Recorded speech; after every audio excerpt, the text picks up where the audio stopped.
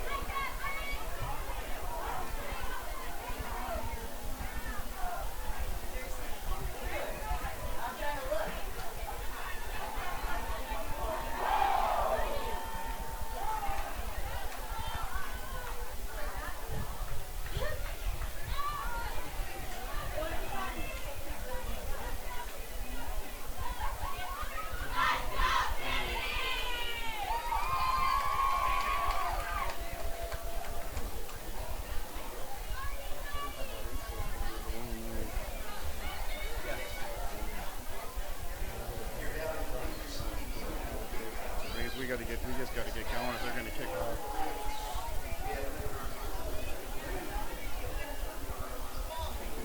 Hello, everybody, and good evening. Welcome to Deer Valley High School in Antioch. It is the start of the 2015 BVAL season. Anthony Schultz along with Luke Johnson. And Luke, always a whole lot of storylines here, but should be some great storylines as we move along here. And it's going to be the visiting Liberty Lions in the white with the red pants, and the home team, Antioch, the Deer Valley Wolverines in black and teal. You know, the biggest set to kick off here, Luke. Go ahead. Well, the biggest headline I see going into tonight is Sherrod Thompson's debut. Sherrod is a 4-star recruit, has 20 different Division I scholarship offers, and this week he committed to Oregon State. As we get underway, and there is the opening kickoff, and that is going to go through the end line, and that will come out to the 20, and that's where Deer Valley will start, Luke. Let me go ahead and give you the starting lineup here first for the visiting Liberty Lions on defense. And across that front line, Hochter, Robinson, and Vanderwerf, and Connor Cunningham. And this is the outside linebacker. Evangelo is the middle linebacker, along with Anthony Sin, the aforementioned Sherrod Thompson, Condon, Graham, and Capps, rounding out the group of 11 for Liberty. And here is the first play of the game from the 20-yard line. First down and 10. And you're going to go right up the middle just for a couple of yards and stacked up there nicely by the Lions. And here is that Wolverine starting offense. Dolo and Gould are the receivers. Rakchat is the slot receiver. Dakur Toa Tu'u is the guard. The senior center is Brian Phelan. Osakwe, and the other tackle is Jamar Hardy. Elijah Evans at quarterback. He'll be flanked by Rayshawn Alexander. The tight end will be Daniel Alado. Second down upcoming here for Deer Valley after the short gain. Evans under center, and Alexander will get it, and just a short gain that time. It is going to bring up third down. No, Alexander, expect him to have a lot of carries through 5 games this season. He's had 115. He's kind of been the workhorse of the team. He's made up for over 50% of the offense yardage-wise and also pointage-wise. Now he's having a fine year, and Deer Valley coming in at 3-2. Liberty, having lost their last 2 games, Luke, they're 2-3, but we can wipe the slate clean as the BVL scene starts here tonight. Okay, third down. Going to call this about 10 here for Deer Valley. In that pistol formation, Elijah back. Short drop looking, now rolling to his right, under pressure, fires, and it's going to be incomplete. Looking outside for their receiver, that looks like number 8, Devin Gould. An interesting story there as they will bring up fourth down and they'll have to punt, but the interesting story is Gould was the starting quarterback, started last year, got hurt. Now Evans in, Gould out, and what has really happened is they've got a better wide receiving core because Gould is there, and Evans has actually played better at quarterback. Yeah, I was just talking to Hubbard right before the game, and he said it's, quote, the best of both worlds. He says Gould is probably their best receiver, and Evans has been giving, him a run for his money at quarterback. So it's just an all-around better offense. Christian Rodriguez with a nice boot. That'll be on the other side of the 50. And at their own 47-yard line, the Liberty Lions will have their first possession. And here is that Liberty offense. Bryson Rockwell, Tajon Hawkins are the wide receivers, along with Tristan Hendrickson and Jordan Suckow. Christian Lascano is the halfback. Christian Hafner is the quarterback. Archibald Robinson, Vanderwerf, Stellini, and Brandon Hochter across that front line for Liberty. Here's Liberty, multiple guys shifting here, and you're going to see a lot of different shifts and different formations here, and I think they did that one illegally. It's going to be against Deer Valley. Yeah, see, they had only one man there on the right side. Very unique. Went to that unbalanced line that time, and everybody kind of moving at once as well. So it certainly caught Deer Valley, Luke. Here they go, doing the same thing. Look, they have a tight end right there, number 32 on the right side.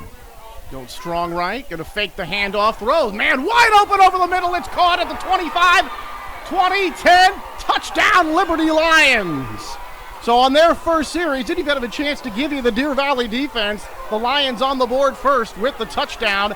53 yards for the score, and that was number 32 on the catch was Connor Cunningham, the tight end, and boy, Luke, he was wide open. It's crazy. Didn't I just mention him right before the play? Tight end right there, only person on the right side of the line. No one caught him. Well, that is the touchdown, and here's Sterling Strong for the point after. Snap, hold, kick is good. So with 10:16 showing on the clock, the Liberty Lions strike first. They get the 57-yard touchdown. And boy, the defensive coaches right now for Deer Valley going to have to get that corrected immediately. Nobody covered the tight end in the middle of the field.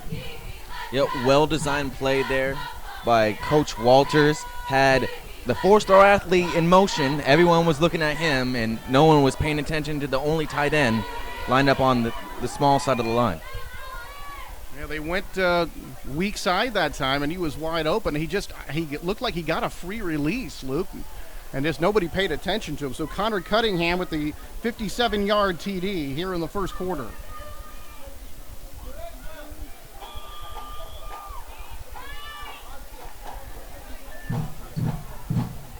All right, Liberty getting set to kick off here.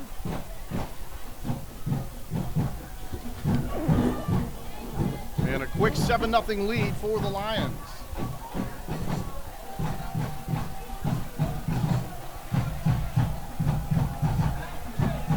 Here's Strong's kick, and he hammers this one.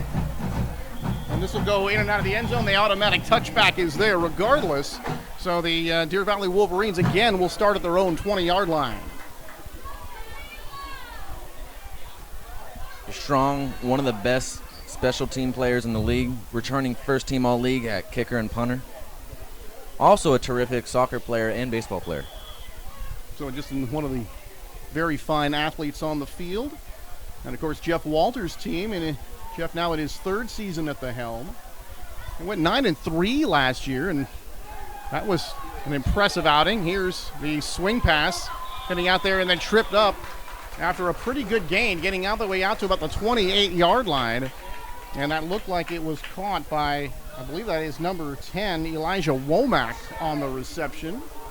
And he's going to get out close to first down yardage to the 28, so call it an 8-yard gain. It'll bring up second down and 2. So Walters last year 9-3, and it was the best season, Luke, for the Liberty Lions since 1965.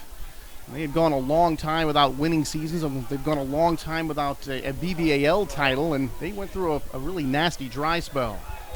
Yeah, caught in the backfield and now breaking out to the outside and going to be forced out of bounds. Nice defense that time. It looked like that was Elijah Evans, number 7, the quarterback on the play. You know, you're right about Deer Valley. It's arguably was probably their best season last year. First ever playoff win in team history. They also had their first ever home playoff game. That was very exciting for the Pride Batters Committee. You know, very spirited school there. Yeah, they made the playoffs the last 2 years. They were on a 10-year drought. And you talk about that, the first home playoff win in school history. It's almost mind-boggling when you think about it. All right, here's Evans in that pistol formation with a back behind him. Ray Sean going to give it to Ray Sean. He's going to spin away from tacklers and almost broke another one as he gets to the next level. He gets out to the 34-yard line, and that will be enough for a Deer Valley first down. That's Alexander's patented spin move. I've seen him use that many times. No one does it better than him in the B-Val. Well, with maybe the possible exception of Najee Harris. Possible. It is possible, but he has been Najee is not ridiculous. Really a spin guy. He's just run by a guy. Yeah, that's true. And a little swing to the outside. Catch is made. Tacklers coming up quickly as they get Devin Gould on the ground after a short gain, maybe a yard, coming up off the tackle. And it looked like that was Riley Condon, the strong safety, coming up to make the stop. So they threw that little hitch pass to the outside, and that was played very nicely by the Liberty defense. And actually, they're going to lose a yard here. Thompson, he comes into this game kind of needing to save this defense. There was an instance where they gave a 50-burger and a 40-burger this season. Evans, under pressure, scrambles to the near side, gets away, throws, and up through the hands of the intended receiver. And actually, another receiver was coming into the vicinity that time, and maybe a little problem with the route because he had two receivers in the same area. Well, you know, it was a broken up play. He was scrambling, you know, trying to create some time. So, you know, that kind of happens. Wide receivers, they're out of their routes. They're just trying to find free space. So you'll frequently find that on, an extended play like that with wide receivers next to each other in a pass. Yeah, he certainly had to break off the play when Elijah had to scramble around, but a lot of times you're trying to give your quarterback a nice target to throw to, and that time they were both in the same spot. Here's Eli back, looking deep down the field, far side, he's got a man, it's caught! 20! There goes 10, Gold! And he's going to be all the way down to about the 5-yard line, inside the 5, a huge play to Devin Gould, first and goal for Deer Valley.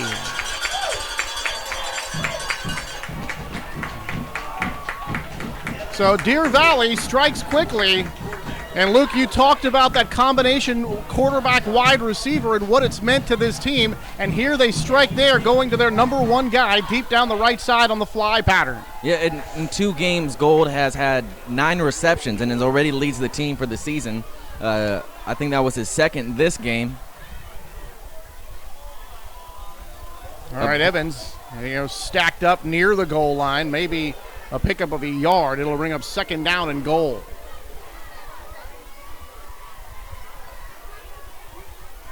Adrian Dolo split out here to the far side. Slot receiver next to him. Everybody up at the line of scrimmage. Goal line defense in there for Liberty, right at the goal line, trying to keep this game from being tied. Handoff inside, and Alexander is not going to get there. A host of defenders there for Liberty, including number 74, Brandon Hochter, the defensive end.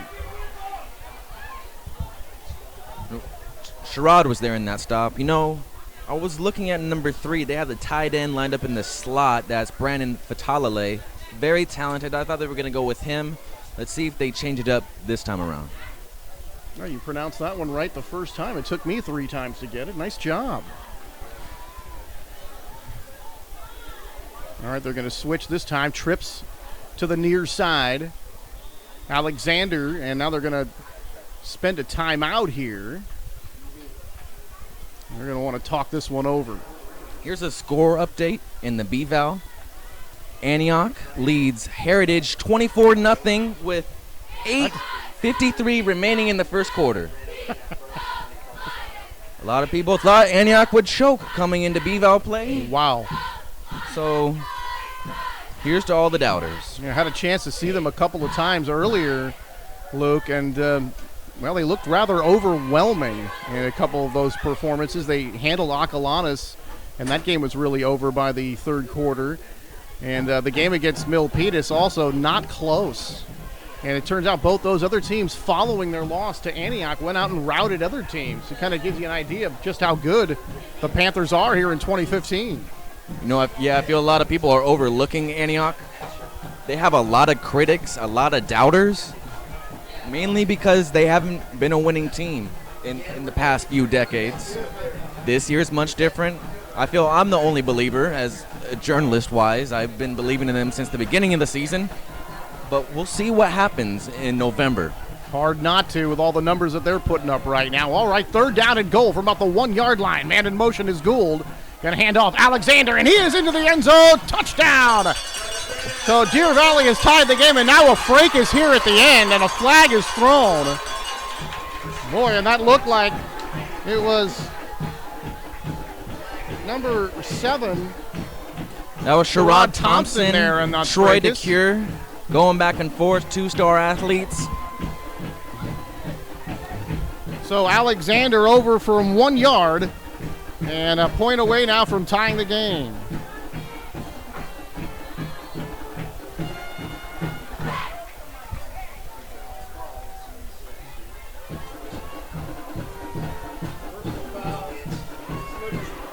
So that will go as a personal foul against the Liberty Lions and also a personal foul against Deer Valley. So those penalties will offset.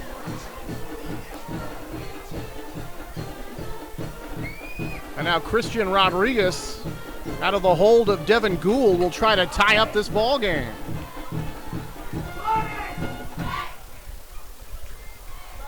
Snap, hold, kick is no good. Looked like Liberty able to get that one blocked, and that is going to leave Deer Valley 1 point down here as they trail it 7-6.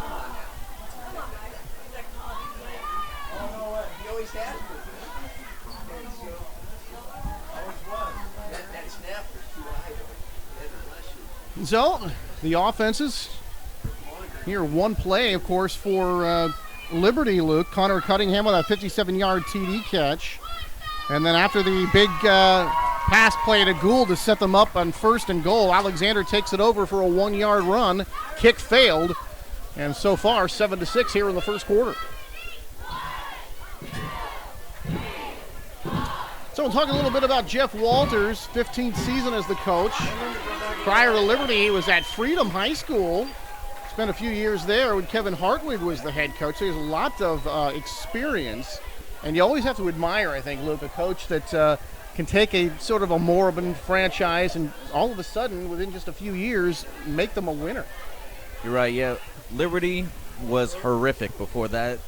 The 6 prior seasons to Walters taking over, they had only won 4 games in league. 4 games. In 6 years. 6 years. Yeah.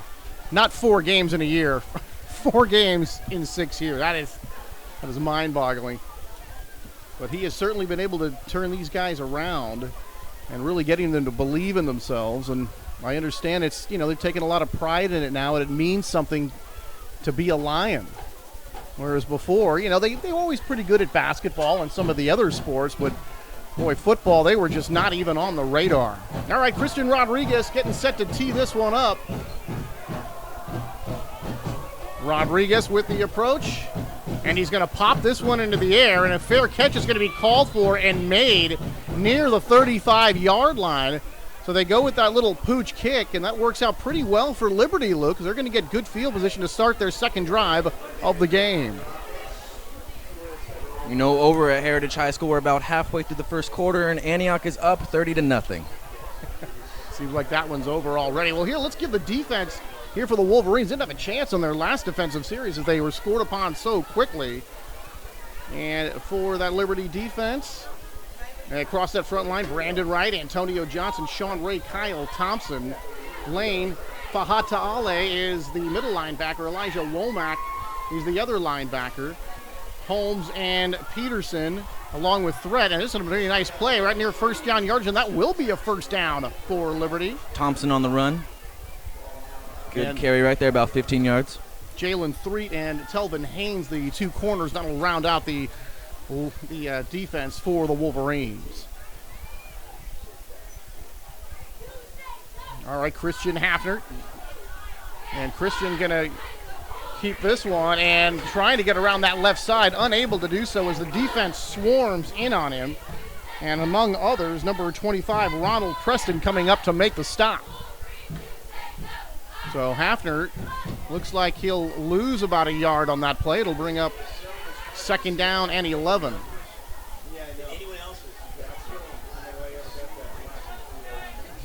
All right, Hafner in that pistol formation has a man coming in motion around the backfield. They're going to go right up the middle with this one and into a swarm of defenders. Not a whole lot of running room there for Liberty. And that is going to bring up now third down and long. A nice group gang tackle there by the men in black and teal.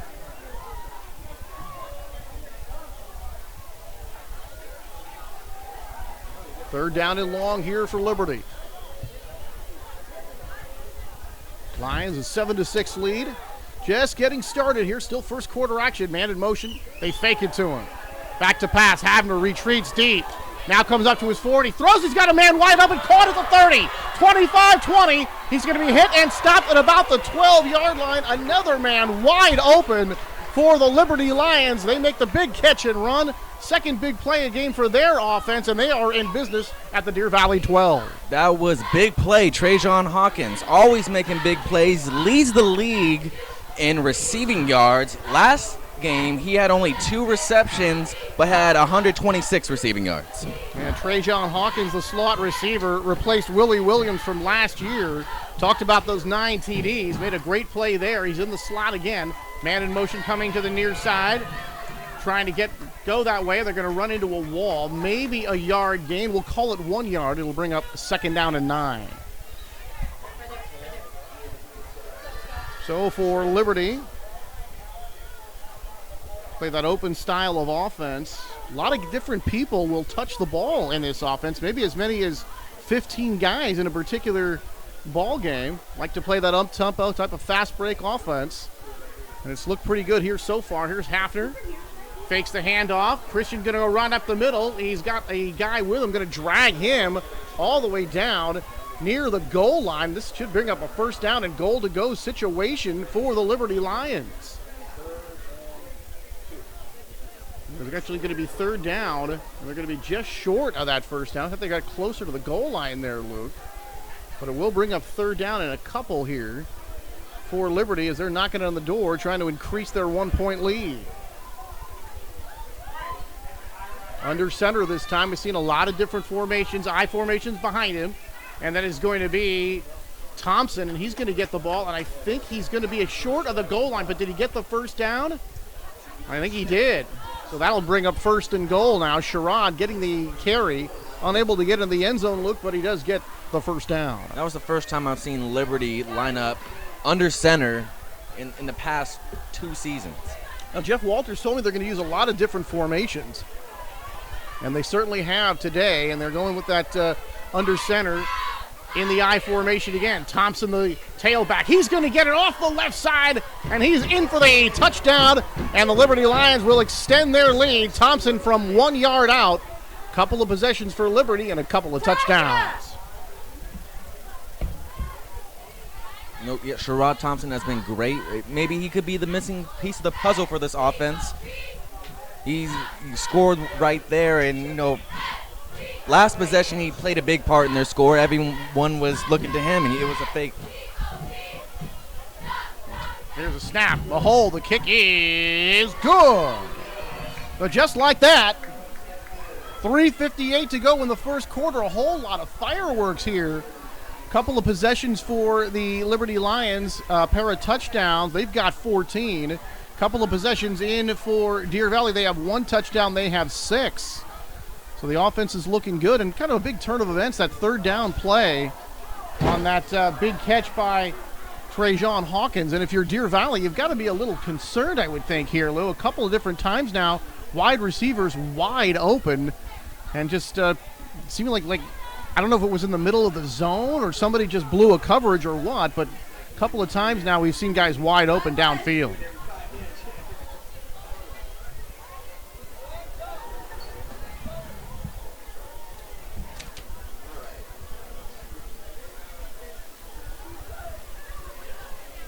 So a 14-6 Liberty League lead on the opening night here in the BVAL 2015.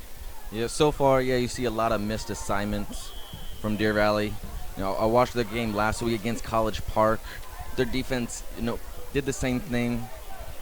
Also wasn't the best at tackling, so they're definitely going to need to improve defensively if they want a shot at this game. All right, Sterling Strong set to kick off again. And so far, he's been booming these kicks much further than 60 yards. And this one, actually, Deer Valley's going to have a chance to return it. And they juggle it, pick it up inside the 5 at about the 3, to the 5. Cuts it back, cuts it to the outside, tripped up at about the 32-yard line. So a 29-yard return on that play, trying to see who was carrying that ball. But it looked like disastrous situation for Deer Valley. Turns out to be a pretty nice return and pretty good field position to start their third drive of the quarter.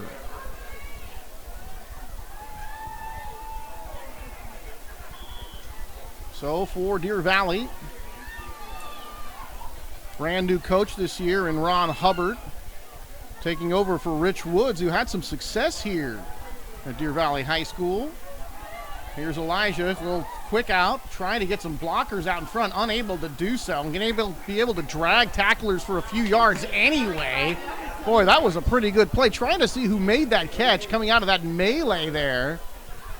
And in any event, they're going to pick up some yards, Luke, when it looked like they had none. And that looked like that was number 11, Nasser Isa, making that catch. I got 2 number 11s here on my roster, also a Nasir Green. We'll try to get that corrected for you. It's Nasir Green. So it's going to be Nasir Green, I believe. Green made that play and really able to drag them for 5 yards. It'll bring up second down and 5, and they look like they had nothing. Handoff, Alexander, and Liberty's going to string this out very nicely as they're going to get him down at about the 35-yard line. And that was Faison Graham, number 6, coming up to make the play. But a couple of guys really good at the point of attack to keep that play going to the outside. And Alexander never had a chance to cut back. Yeah, this defense looks a lot different today. Much better tackling, much better angling from these players. Maybe the break helped them. Liberty has fall break right now. The Liberty schools, along with Heritage and Freedom. Yeah. So maybe these 2 weeks, maybe these 2 weeks of fall break really helped them out. Third down to 10 after that 5-yard loss. Elijah with plenty of time throws over the middle, banged into by Thompson, but they're going to say incidental contact, as that looked like it was intended for number 18, the Daniel Lado, the tight end. Looked like Thompson bumped him just a little bit early, but the referee's going to say, too close to call, and we're going to call this one fourth down. I see where the referee's coming from. It's too close to call, but I would have thrown the flag there. Did get him a little bit early, and he was in first down yardage as well. Of course, that's a 10-yard penalty in the high school level. And now it's a punting situation. Christian Rodriguez also does the punting for this team. High snap. He backs up to make the catch. And he kicks this one away. Handled that very nicely. And this is going to take a beautiful roll for Deer Valley as it hits at about the 37-yard line. That's going to roll all the way inside the 20 to about the 19. So about a 17 to 18-yard roll after that kick. And a nice job by Rodriguez to handle that high snap, kind of going back like a center fielder to make the catch. And then getting away the nice kick. So Deer Valley is stopped on their third possession, and Liberty will take over 1st and 10 with the nose of the football just about on the 20-yard line.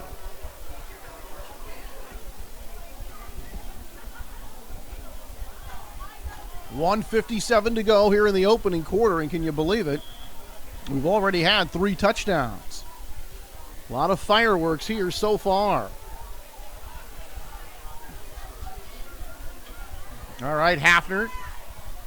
Man in motion coming to the near side. They're going to go end around. And nice tackle there. One man to get him, keep him up. And then the stop made, a very short gain, if any. That's Tajon Hawkins coming around from the far side to the near side with the handoff. And Tajon going to pick up just a couple of yards. And that'll bring up 2nd down, and we'll call it 8 to go.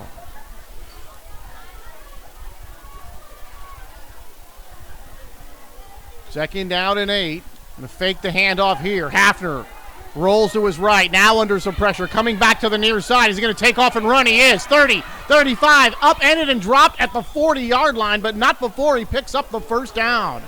Nicely done by Hafner. Tackle made. It looked like number 57 on that stop is Antonio Johnson, the defensive tackle.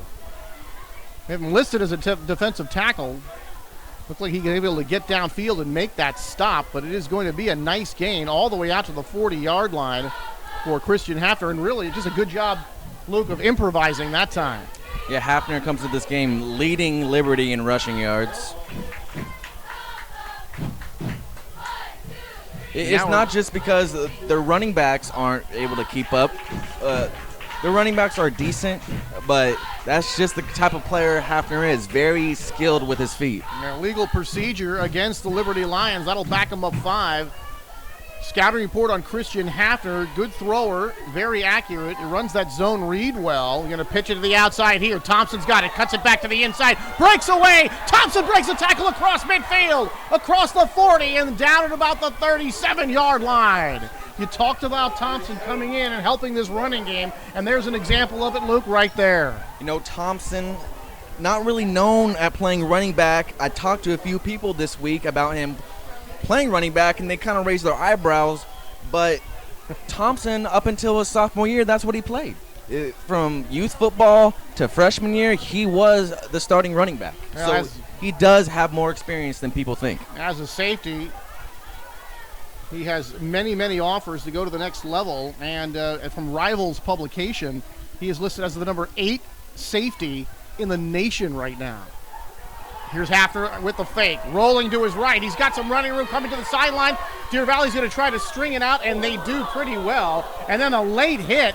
Flags fly from everywhere as he went out of bounds at the 30-yard line against a couple of tacklers.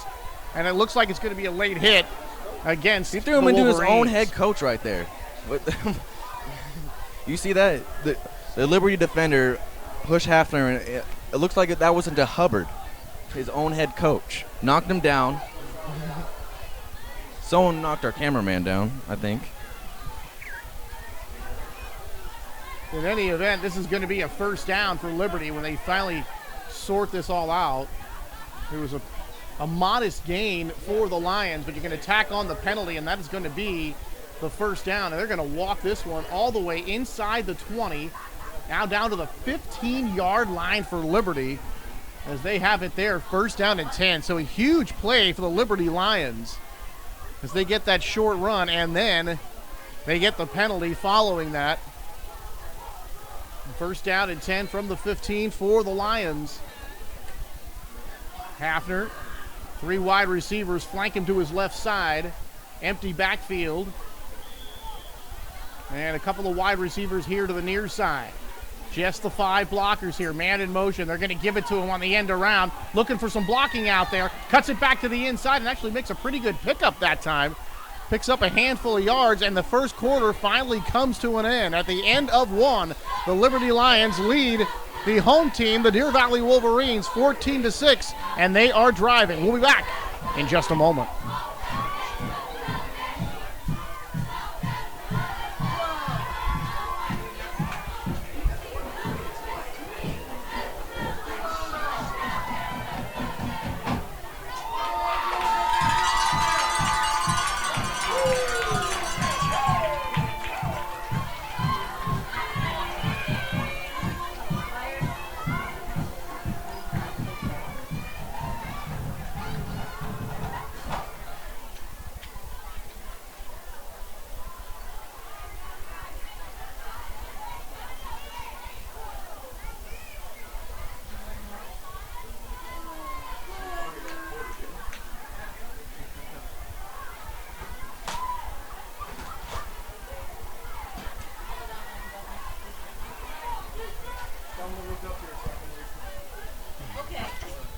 So he's set to change ends, and Luke, an interesting first quarter. I don't want to say dominated by the Lions, only ahead 14-6, but threatening to score here again.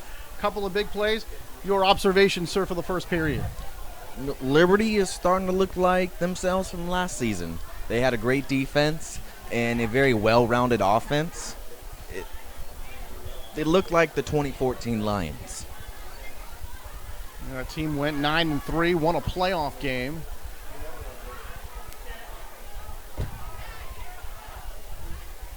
Hafner going to fake the handoff, runs up the middle, and Christian able to pick up a few yards.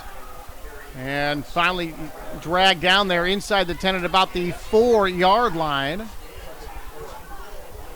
So that'll be first and goal for the Liberty Lions.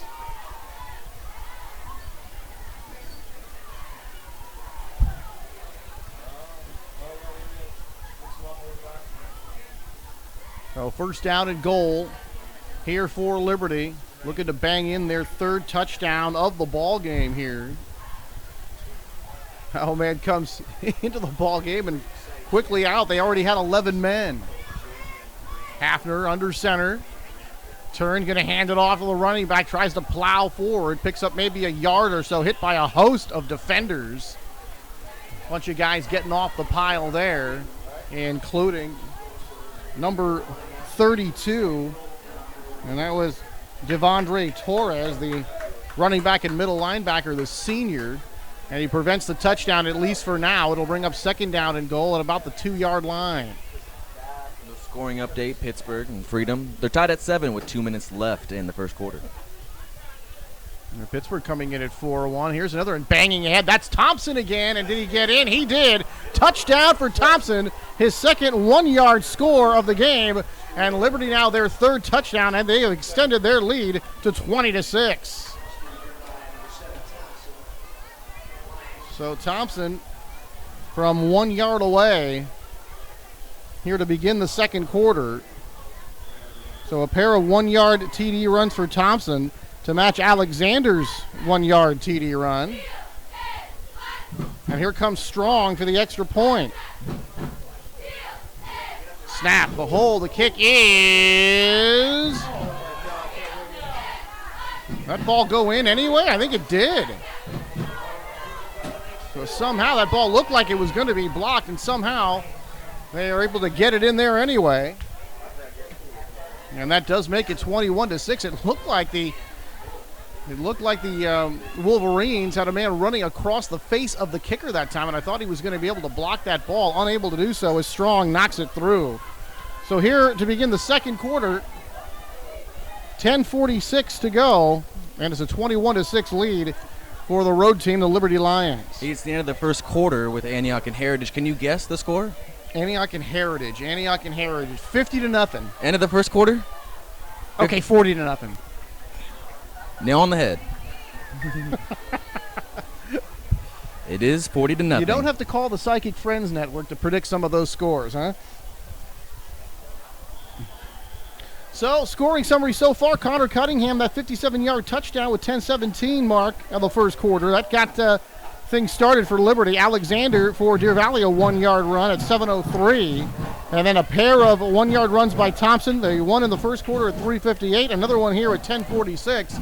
And they lead it by a score of 21-6. Here's Deer Valley now from the 7-yard line across the 20. Trying to break a tackle, unable to do so. Hit and caught at about the 29-yard line. But a 26-yard return for Deer Valley on that one, and they'll set up shop there, first down and 10.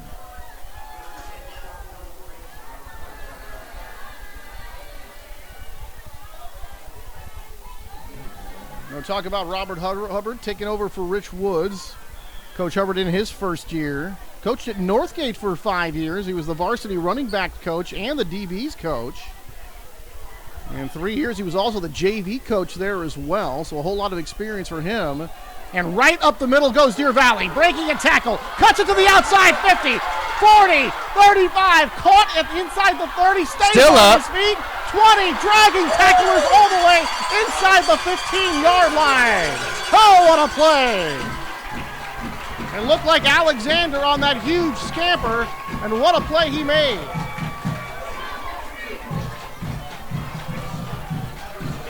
Alexander, and you talk about a game, Luke, of big plays. How about that one? Alexander exploding into the secondary. That's Deer Valley's MVP so far this season, and on that play, he put the team on his back, literally. Yeah, the opposing team. Elijah back to pass, throws behind the intended receiver that time, and that'll be incomplete. So it took the chain gang a little while to catch up to everybody else following that huge run by Alexander. So he has set up Deer Valley nicely here. Let's see if they can punch this one in.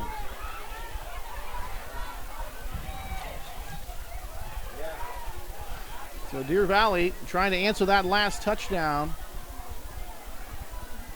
They trail it 21-6. Jonathan Lane, he's set back. Gonna throw this one far side and not held onto there. Had to go up there high to get it. Was Dylan Rackchat, the wide receiver. And he was covered there by number 3, Christian Lascano. And that pass a little bit too high for him. Tried to go up there to make the catch, but he was well covered anyway. And that'll bring up third down here for the Deer Valley Wolverines. Now, Christian Rodriguez has made one from 45 yards, so this is not completely surprised me to see him go for a field goal if they don't pick up any more yards here. Alexander now the lone setback.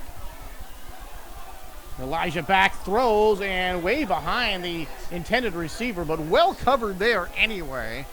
I guess he was looking in the direction of Devin Gould, but the Liberty Lion defense was right there, and I think they are going to call on Christian Rodriguez to kick a field goal here. So they're going to spot this ball at about the 10. They'll make it about a 33-yard kick. The line of scrimmage is the 10. And it's going to be about a 29-yard kick. They're going to spot this ball at about the 19. Snap, hold. Rodriguez's kick is good. So Christian Rodriguez knocks it through from 29 yards away. And with 9:57 to go here in the opening half, the Deer Valley Wolverines creep a little bit closer. It's 21-6. You know, I was saying earlier about Sterling Strong and Liberty. Deer Valley has a pretty good kicker too. Rodriguez was second team all league last year. Did a nice job there. At least kind of pooched that one into the air, but it was certainly effective. So from 29 yards away, he gets Deer Valley on the scoreboard here in the second frame with a 29-yard field goal, and they creep a little bit closer here to Liberty. So far the offense is moving up and down the field here, Luke, and certainly no shortage of big plays in this first half. Deer Valley had that 3-and-out at the very first drive of the game, but since then, they've looked pretty good. Yeah, they scored on a couple of possessions since then, and Liberty has yet to be stopped by the Deer Valley defense. Now, one thing about the Liberty defense, Luke, is, they graduated 18 players off their team, so a lot of starters and a lot of the reserves. And across that front line, both offensively and defensively, they've got guys going both ways. They tend to get a little tired from time to time. Here's a little pooch kick. Boy, that is going to be loose. Does Deer Valley have this? Deer Valley has it. They think they do. And they do. Deer Valley collected the ball at the 48-yard line of Liberty. And they get the fumble. I don't think that was intended to be an onside kick. They just popped it in the air, and Liberty didn't come up and make the catch. If you look at how Liberty was trying to return that, you see that they had men 10 yards back, but it looked like they didn't have more men until 20 more yards back. Right. So they Big did that pooch. Pole. Yeah. Good call by Coach Hubbard or the special teams, whoever called that play. Yeah. I mean, usually when an onside kick, you don't see a pooch like that, but I guess they found the open area of the field. Elijah back with time, throws deep down the field. He's got a man in and out of the hands of the intended receiver down near the 5-yard line. Could have been a big play. Boy, that was number 15, Adrian Dolo. He had beaten his man, and I think that ball hit him in the hands. Tough break for the junior. So Evans really made a perfect pass. And you see the way the offensive line held up that time. Boy, they gave him a perfect pocket and room to step up into, and he really delivered a perfect pass downfield.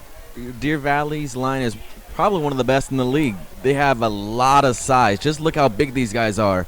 All the men, the tackles and the guards are about 6'4", 270, 280 pounds. Evans back with time again. Now he wants to run. Runs up the middle and hit and stop. And boy, that is Thompson coming up to make the open field tackle. So Thompson making his presence felt offensively and defensively.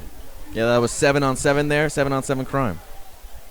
Yeah, the tackling his opposite number there. And boy, to make that kind of play in the open field against an elusive quarterback like that shows you why so many teams are after him. And boy, you want to see some of the teams that are? USC, UCLA, Arizona State, Oklahoma, among others. And, of course, as you said, Oregon State at least has the verbal commitment from him so far. Yeah, a lot of people surprised about that because Oregon State not necessarily the most prestigious of those schools. Flag on the play, looking for Gould down the near side of the field. Flags flew before that ball was thrown. Liberty had that play well covered downfield with the safety coming over the top and the cornerback trailing the play, and it's going to be holding, it looks like, the initial indication, holding against Deer Valley. I talked to Sherrod about this earlier this week, why he committed, and he said he felt more at home in Oregon. He said that he felt really wanted there, that they really, really wanted him. He also loves the weather, strangely. He says he loves the cold and he loves the snow. Not exactly Laguna Beach, but okay. Yeah.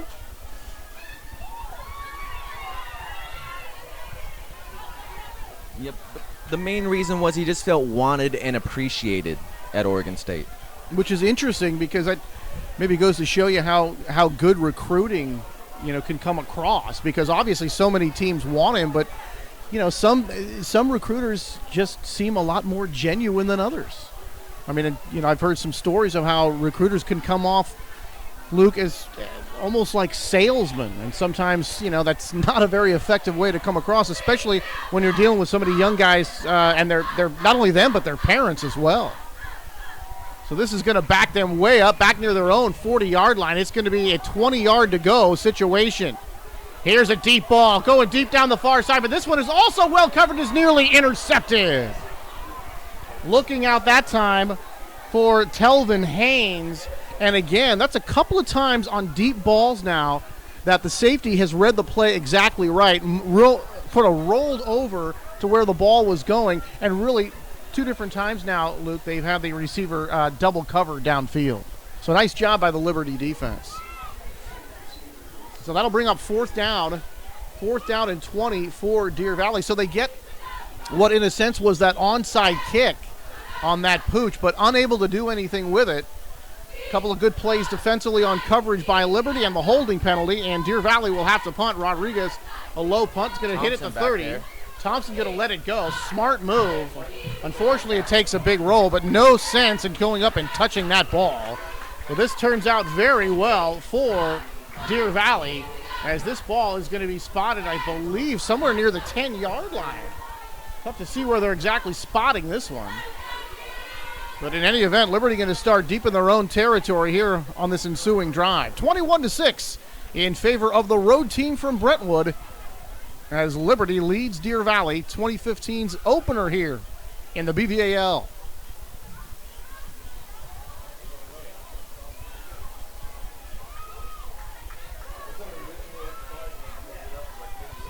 So they're going to mark this one all the way back, and it looks like they're marking this one at the 5-yard line for Liberty.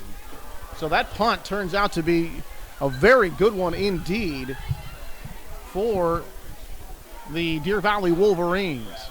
All right, here's Christian Hafner now in that pistol. Going to hand off and swarmed under immediately, and I don't think the running back was able to get back to the line of scrimmage, and they handed that ball off to Anthony Gripe, and Gripe I don't think was able to get back to the line of scrimmage on that one. In fact, he's going to lose about 2 yards, and it's going to be second down and 12. So 4 wide receiver spread in the ball game now, 2 on either side here for the Lions. Hafner barking out the signals. Deer Valley shows blitz. They come with it under pressure. Now throws deep down the field. This one is going to be incomplete. Pretty good coverage here on that near side, as it looked like an all-go pattern. And Sterling Strong, the kicker, also playing wide receiver out there in the pattern for Liberty, and just well covered there by Deer Valley. The past few deep balls by both teams have been inaccurate.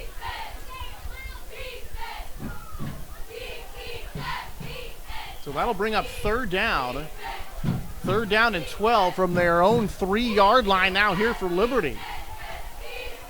So Hafner now, and that pistol formation.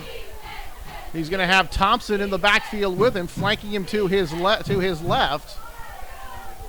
Thompson barking out the signals. 4 wide receiver spread again. Back to pass. Looking. Now he rolls under some pressure. Hafner fires here to the far sideline, and he's going to short hop the wide receiver.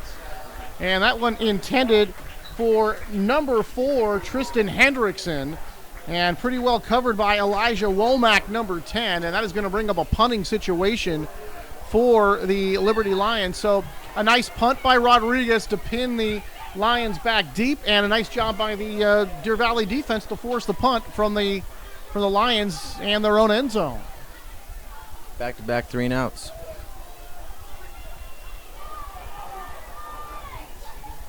So Sterling Strong, also the punter. Now they're looking over the sideline to make sure they've got all their players on the field. They finally get the 11th man on the field. So Deer Valley should have a good chance to return this one. We'll see. Strong bobbles the punt, still trying to pick it up. He just does get it off. Pretty good play by Strong. It's going to take a Deer Valley bounce. They're going to stop this one, and it's going to approach the 20-yard line and get to about the 22-yard line. We'll see where they finally mark it. That was a great recovery there by the punter, but unfortunately it only went about 14 or 15 yards due to the bad bounce. Yeah, they're going to take that bad bounce. They're going to mark this one at about the 20. The line of scrimmage originally the 3, so they net only 17 yards on that punt. And Strong unable to corral that the long snap. And Deer Valley, Luke, really in business here. First down and 10 from the Liberty 20-yard line. Already in the red zone. Trailing 21-9. Little swing out to the back. Tries to get away and does. Picks up a block. Alexander's flags fly everywhere. Looks like holding. Alexander going to exit stage left on the far side. And it looks like flags are going to bring this one back anyway.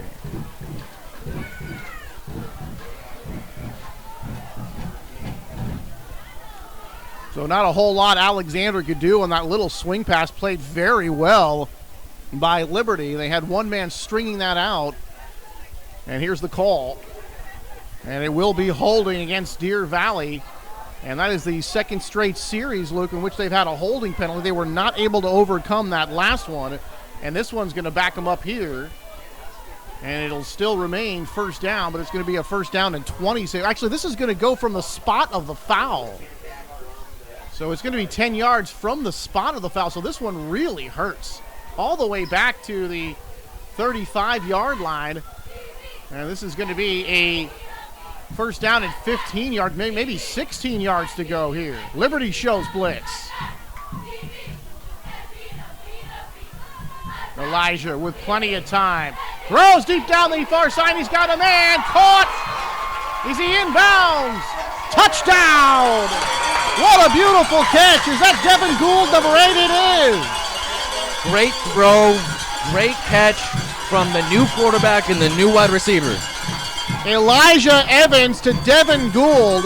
That is the first touchdown of the game. But remember earlier they set up their first touchdown with a huge catch by Devin Gould. So that combination between Evans and Devin connecting again. Second time on the game here for Deer Valley as they strike to cut further in to the Liberty Lion lead. Snap, hold, kick is up, kick is good.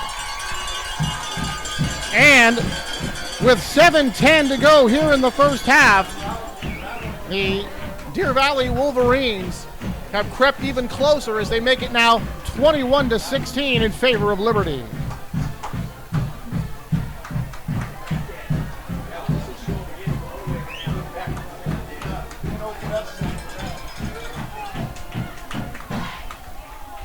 Freedom just made a score. They are up 14-7 against Pittsburgh with 8 minutes remaining in the first half. Touchdown by tight end Gio Faolo, who is a UNLV commit. So Luke Johnson manning our out-of-town scoreboard, keeping us up to date on all scores around the BVAL. But I'll tell you right now, sure there's other good games going on here on this Friday night, but we certainly got a good one here under the lights at Deer Valley. Here's Rodriguez. Another He's going to poocher. pop this one up in the air, and that one is going to be caught by the Liberty Lions. Kind of looked like a miscue there. Didn't really look like Deer Valley knew that was going to be a pooch. The man went for the hit instead of the ball. And that ball did not go 10 yards. Liberty able to make that catch. They're going to mark this at the 49-yard line. So Liberty going to have great field position here to start this next drive. So it worked once. Doesn't work the second time. But even though that it didn't work the last time, because of the way they played defense and because of the great Rodriguez punt, Luke, they were able to pin Liberty back and they played that field position game and the defense made it stand up. How does that saying go? Fool me once, shame on... Fool me once, shame on you. Fool me twice, shame on me. So Liberty not fooled. Very appropriate saying there, Luke. Liberty not fooled that time. They start here first down to 10 at the 49-yard line. And they're trying to go for that screen play, but everybody is surrounding that play.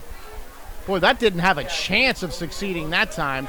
They had Sterling Strong coming back toward the formation. They set up the blockers in front of them, but Deer Valley was not fooled. They were all over that one right from the beginning. Yeah, it looks like they knew it pre-snap. They sniffed that one out very quickly. So now the officials get together here, and they're going to – something's going on. They're coming over here to the Deer Valley sideline. Apparently the Wolverines want an explanation of something or other, and I didn't see any flags fly. Did you? Like they're – so it's going to be illegal motion here on the play by Liberty, apparently. I did not see any yellow flags, but apparently Liberty guilty of something.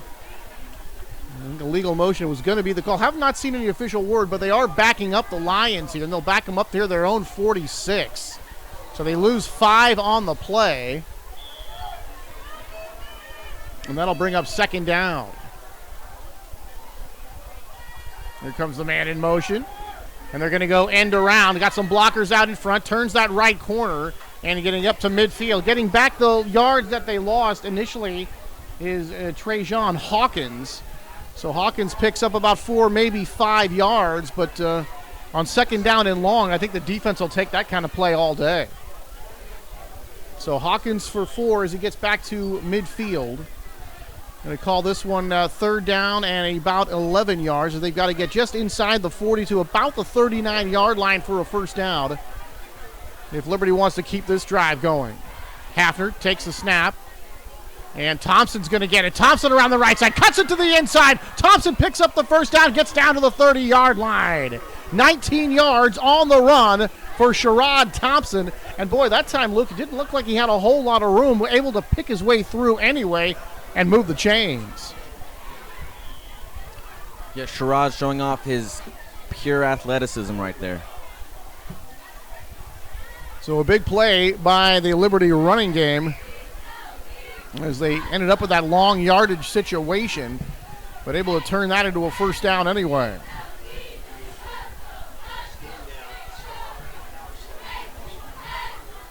Hafner showing blitz, getting up to that line of scrimmage, able to make the play, and it's going to be no gain. And getting up off that tackle is going to be big number 70, and that is Bosa Asakwe.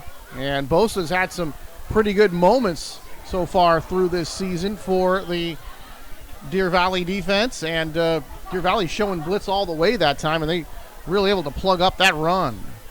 They switched in Thompson for Condon in the backfield, Liberty. Going to hand off and going around the right side, and a couple of yard gain upended there. And that'll be a couple of yards for Trajan Hawkins. Hawkins, he performed a Frank Gore there. He gained some yardage falling down.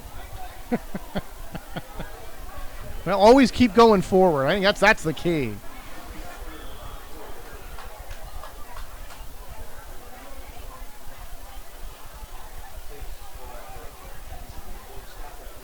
All right, third down. Third down, it looks like it's about 7 yards to go for Liberty. 4 wide receivers. Hafner back with time, throws. Coming here to the near side, he's got a man in and out of the hand of the intended receiver. Hawkins was there. It looked like it hit him on the shoulder pad. He looked pretty well covered that time, Luke, but probably a ball he should have had. No, it was very close. It looked like the receiver got his hand to the ball just as he did. But, the receiver didn't really turn back. So that could have been a passing interference penalty right there. So this is going to bring up fourth down, and maybe one of those situations, Luke, where it's too long for a field goal and too short for a punt. You're going to see him go for it here on fourth down. And long. Yeah, it's going to be fourth and long. Fourth down and about 7 yards to go for Liberty. Condon in motion in the backfield. There's Hafner. Takes the snap, backpedals, throws toward the first down marker, and I think it's going to be a little short. Able to complete that one, but that will not be a first down. Able to complete that to number 15, Jordan Suckow, the wide receiver, but he comes up about a yard short as Deer Valley gets the stop on fourth down, and they take over first and 10.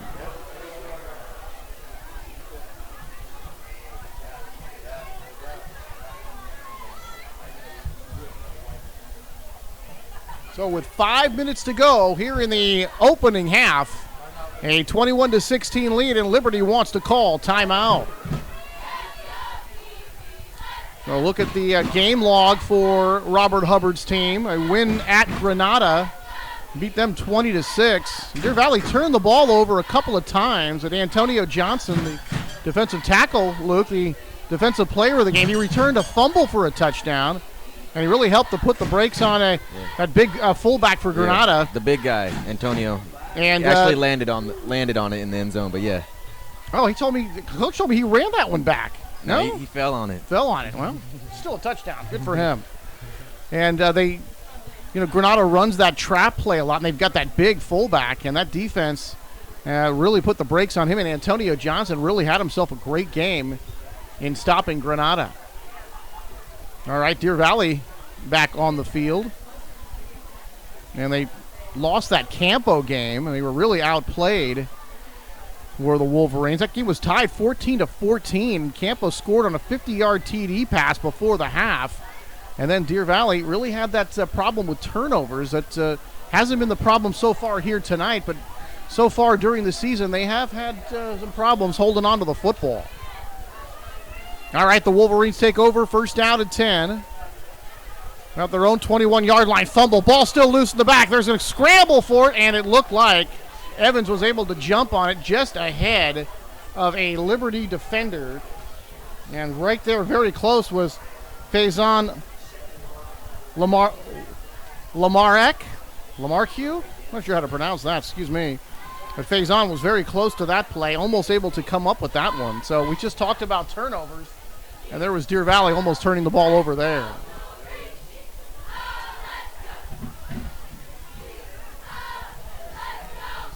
So Elijah Evans playing very well, throwing some good balls today. We talked about the big pass plays to Devin Gould. And here's Evans back, looking, now under some pressure, and he's going to be taken down. Now the offensive line couldn't hold up forever, and coming in there to make that play, Perez Christian able to get in there and make the play. It looked like initially that Evans had time, but nobody was open, so the coverage was good. He had to pull the ball down, Luke, momentarily, and then the defense able to get him. So Evans against Pittman, very undisciplined defense by the squad. He had more turnovers that really doomed them in that Pittman game. They were really hammered in that ball game. But Evans played very well in that game and against Concord as well. And they're going to set up a little screen pass, and this ball's going to be thrown a little bit high over the head of the intended receiver. And, to tell you the truth, it looked like Liberty had some guys out there to thwart that one, even if it had been caught. But all of a sudden, in this series, the Deer Valley Wolverines kind of stumbling a bit, and on fourth down, they'll have to kick it away.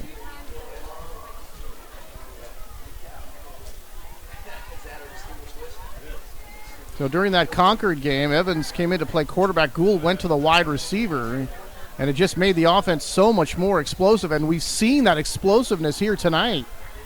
Gould is certainly the team's best receiver. Here's Rodriguez to boot it away. This one's going to be returnable. Thompson's got it at the 38, and Thompson going to be hit and stopped as he gets near the 30-yard line. So that'll be about an 8-yard return for Thompson as he's driven backwards and more landed hard on his back. But he makes the return. And another situation here, another drive that's going to start deep in Deer Valley territory for the Liberty Lions.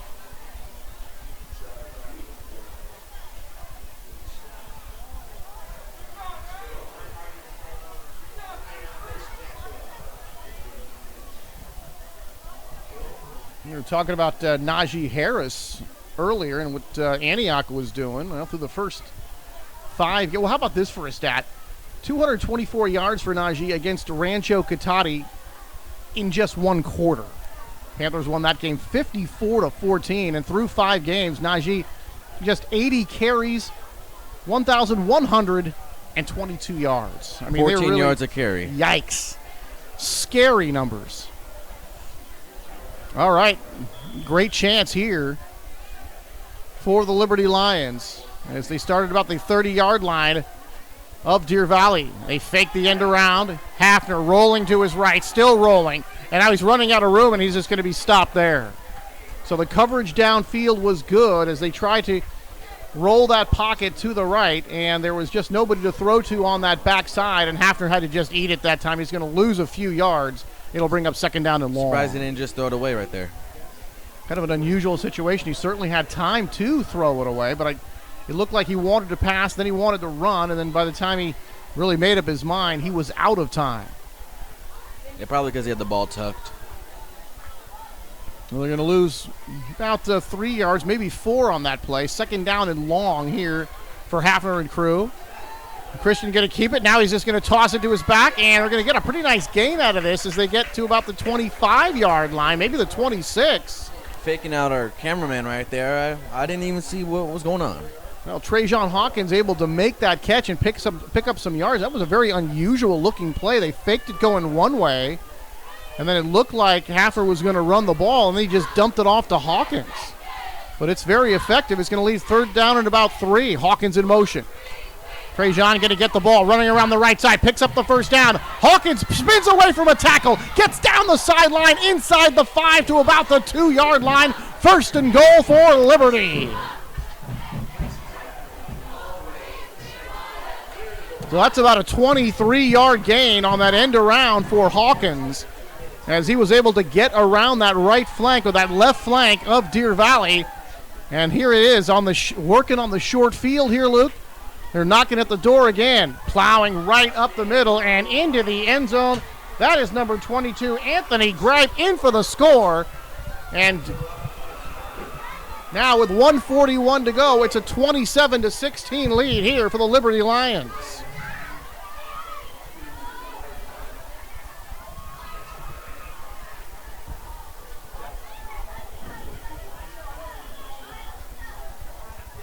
So Gripe with a 2-yard run at the 1:41 mark of this first half.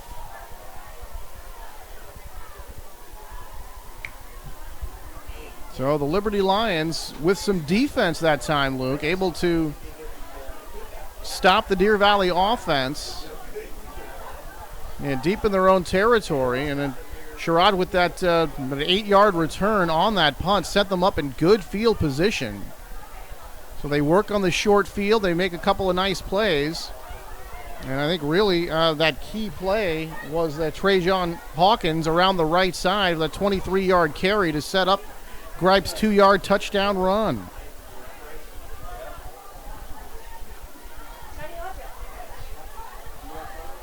All right, here comes Liberty now, looking for that extra point.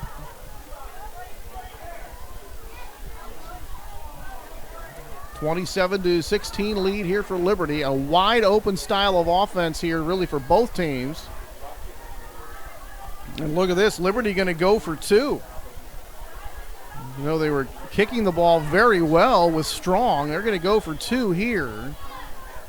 Leading 27-16, trying to make it 29. Hafner, flanked by Gripe. Christian back, rolls to his right, still looking. Now he wants to run with it, and he's going to sprint for the pylon. Did he get there? And yes, he did. The 2-point conversion is good. So Hafner keeps it himself, and he takes it in for 2 points. And that turns out to be an 8-point trip down the field for the Liberty Lions.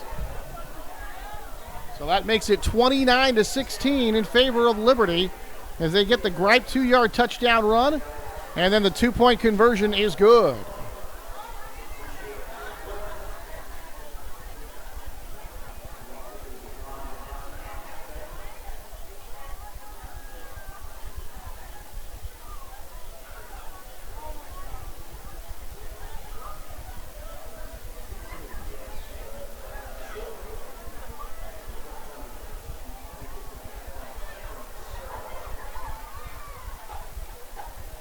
All right, here's Strong setting it up now. It's a minute 51 to go here in the second quarter.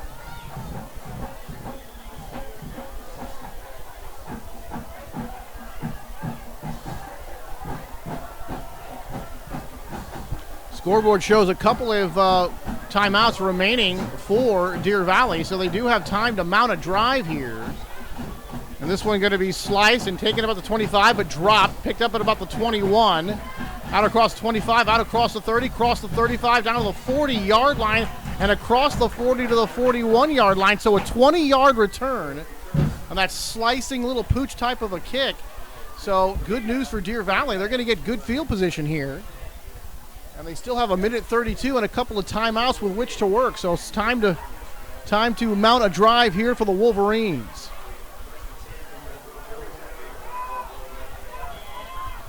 One and a half minute offense. Let's see what they can do. Well, they've shown big play capability. Evans to Gould. Well, here's Evans in that familiar pistol formation. Alexander coming out of the backfield. Evans with some time, runs out of time, under some pressure. Now he's just going to throw it away.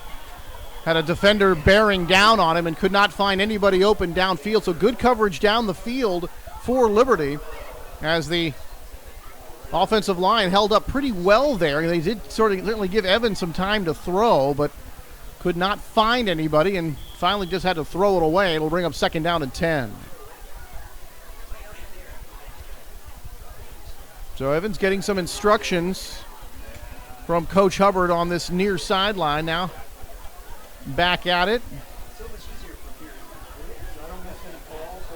Two wide receivers flanked to the far side, one to the near side. Alexander the lone setback. Here's Evans back to pass. Looking, throws. He's going to have a man out of the backfield at the 42. And then hit from behind and dropped at about the 47-yard line. And a nice-looking tackle that time by Michael Evangelo, the middle linebacker, coming up and making the stop. Or pardon me, that was Perez Christian, number 45, who made that stop. Coming up from behind the play. 55 seconds left. So bring up third down. They're going to run right up the middle. And nice tackle broken that time. Breaks another tackle. Takes a couple hits and gets out of bounds and picks up the first down. That is a big play there by Jonathan Lane, number 30. They looked like they had him stop. It was going to bring up fourth down. Instead, he's going to turn it into a first down. Still 47.5 to go, and an extra bonus there, Luke. They don't have to burn a timeout. Yeah, the Liberty defender pushed him out of bounds. And remember, Rodriguez has made a 45-yard field goal this year, and he's made one in this game. Of course, a much shorter variety. He hit from 29 yards out. But they're certainly capable of doing that. Here's Evans back to pass. Eli under some pressure. He's going to run. 40, 35, 30. He's going to scamper out of bounds, and he's going to mark him out about the 36-yard line. He'll pick up the first down, about a 14-yard scamper. Pardon me, at the 32-yard line. So he picks up the good scamper, and that'll bring up first down again. And how about that? Still 40 seconds to go, and they don't have to burn another timeout on this play either. Oh, it'd be about a 49-yard field goal right here. So if probably a little bit out of his range if right Rodriguez here. is feeling it, 4 more yards to his PR for this season. Get a little bit closer. Out to the right side. Alexander turning the corner, and he's going to get outside. So you talk about clock management, but pretty easy to manage the clock when you can pick up yards and get out of bounds as well. No, we're in the 45-yard range here, so let's see if they decide to pass it now. Now, still with 34 seconds to go and a couple of timeouts, you can obviously still go deep down the field and use the middle of the field as well. And that looks like flags on the field here. Let's see what happened at the end of that play. They're far away from the ball. I wonder what they could be. Boy, they're going to call personal fouls going both ways, and those penalties will offset. Wonder what happened there. If I that didn't see anything. Well, apparently that was after the play because they're not replaying the down. Possibly some words were said that we couldn't see or couldn't hear. Obviously, that's my only guess. Well, it goes against both teams and obviously happened after the play because the play does stand. It'll bring up second down and about 2 from the 22-yard line of Liberty. Here's Evans back, looking, with time. Now throws for the end zone. Far corner, no good. Is he looking for Gould out there, who looks like he's hurt on the track, rolling over. And I believe now we're going to get the injury timeout. Well, the clock would have stopped anyway on the incompletion. But now they're going to have to go and check out the receiver deep down the far side of the field. And in obvious pain, and still hasn't got up. I believe that's number 8, Devin Gould. That would be a huge blow for them if he is unable to come back into this ball game. And in any event, it'll bring up third down and short.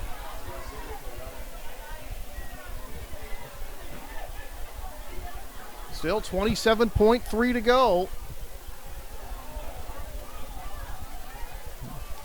And we were talking about Najee and his great performance through these first 5 games, Luke. 12 touchdowns, 10 rushing. You talked about the 14 yards per game.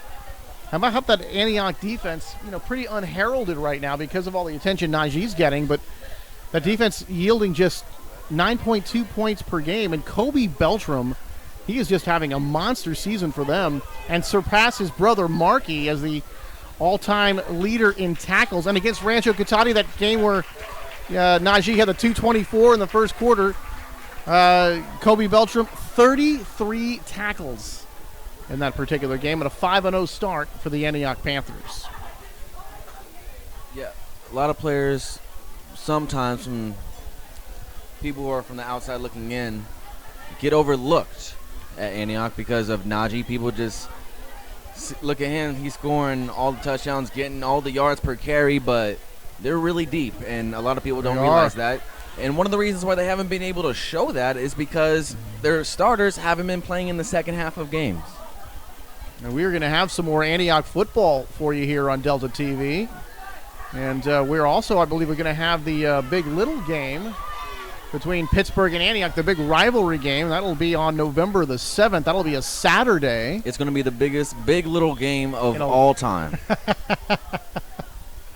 Well, there have been some quite huge ones over the years, but not really for quite a long time. It's been sort of the big game that hasn't been quite so big. Antioch hasn't won since 2006. Good knowledge there, Luke. Nice. 3rd down and 2. Elijah wants to pass. Plenty of time. He's got a man. That's going to pick up the first down. Scampering inside the 15. Scampering inside the 10. Turns the corner. Touchdown. Deer Valley scores from 22 yards away. And that one goes to Telvin Haynes, number 17.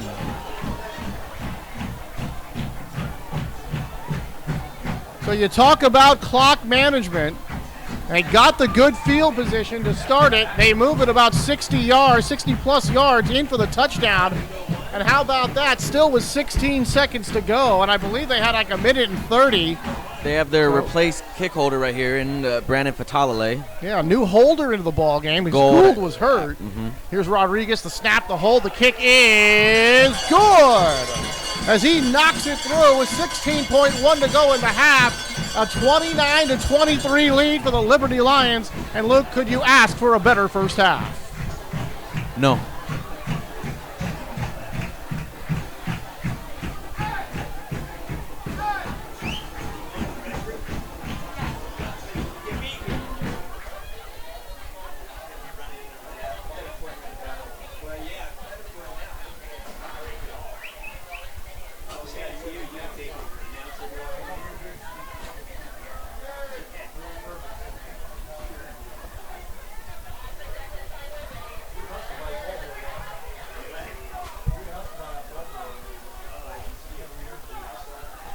So this one has really gone back and forth. You know, I wouldn't be surprised if another score happened within these few seconds. Well, nothing would shock me now. And see if you're Rodriguez here. Do you kick it long and risk the return? Or do you pooch it and give Liberty at least one or two plays to throw the ball down the field? They've made some big plays as well. Let's see what they do. They're going to kick it long here. And this one is going to get into the end zone for the touchback. And with so little time remaining here, the Liberty Lions, I'm sure, will go ahead and kneel on this one. But what a great first half we've had.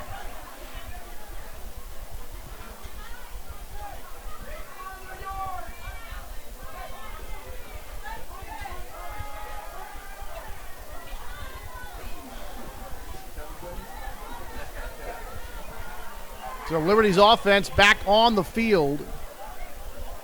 And what a turn of events. The touchdown was scored by Gripe with 1:41 to go in the half. And then the Deer Valley Wolverines took over with pretty good field position. They were able to march down the field and score that touchdown. And now Liberty will kneel on the football, and that will do it for the first half. A wonderful first half here from Deer Valley as the Lions lead the Wolverines 29-23. We'll step aside here for a moment and be back. You're watching Delta TV.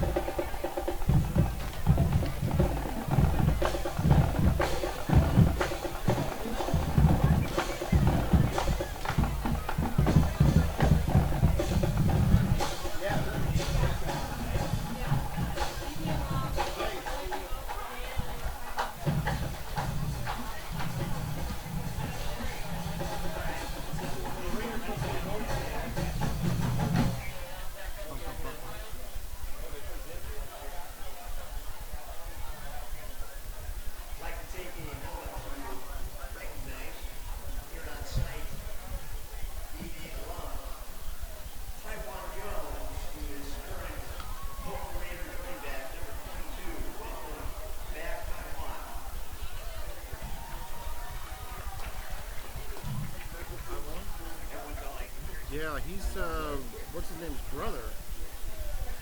Yeah, they just said Taiwan Jones is in the Yeah, yeah. Let's get the camera on. Oh, we didn't beat you to the punch on that, did we? Yeah. Yeah. I got it here in my notes. Yeah, I just got the word. Scotty Pie. You put it on Facebook? What? The link? Yeah. I'll do it. Huh? Not sure how they're at.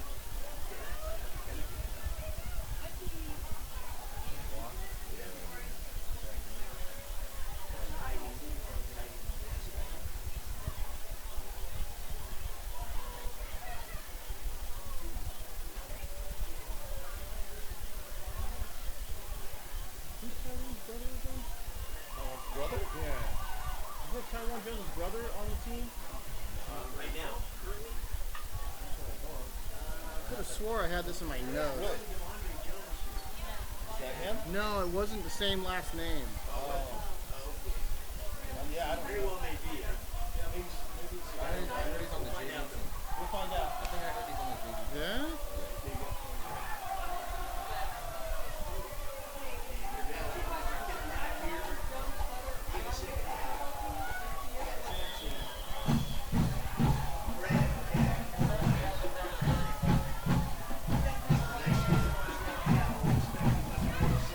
Oh, here we go. Second half. Oh, I totally forgot to do that in the open. And they are ready for the second half. Rodriguez's kick bounces at the 5-yard line. Into the end zone it goes. It'll be a touchdown for the Liberty Lions as they'll have it at the 20-yard line. And boy, what a great first half that was, Luke. So Liberty will take it at their 20, and that scoring summary, Connor Cunningham got it started at the 10-17 mark with a 57-yard catch to get Liberty going. Alexander, a 1-yard run for Deer Valley. They missed the point after. Thompson, a couple of 1-yard runs for Liberty. Rodriguez, a 29-yard field goal. Gould, a 37-yard TD catch for Deer Valley. Gripe answered with a 2-yard TD run, and then Haynes, a 22-yard TD catch and run for Deer Valley to get them on the board in the last 16 seconds of that first half. A wild first half here. Right up the middle goes Thompson. 40. Cross midfield. 45, 40, 35, 30. Being chased. Can they catch him? Thompson is going to be hit and dropped at about the 5-yard line. Thompson from way, way out all the way back at the 20-yard line. A 75-yard run for Thompson, and he shows that incredible speed and athleticism that you talked about earlier in the game.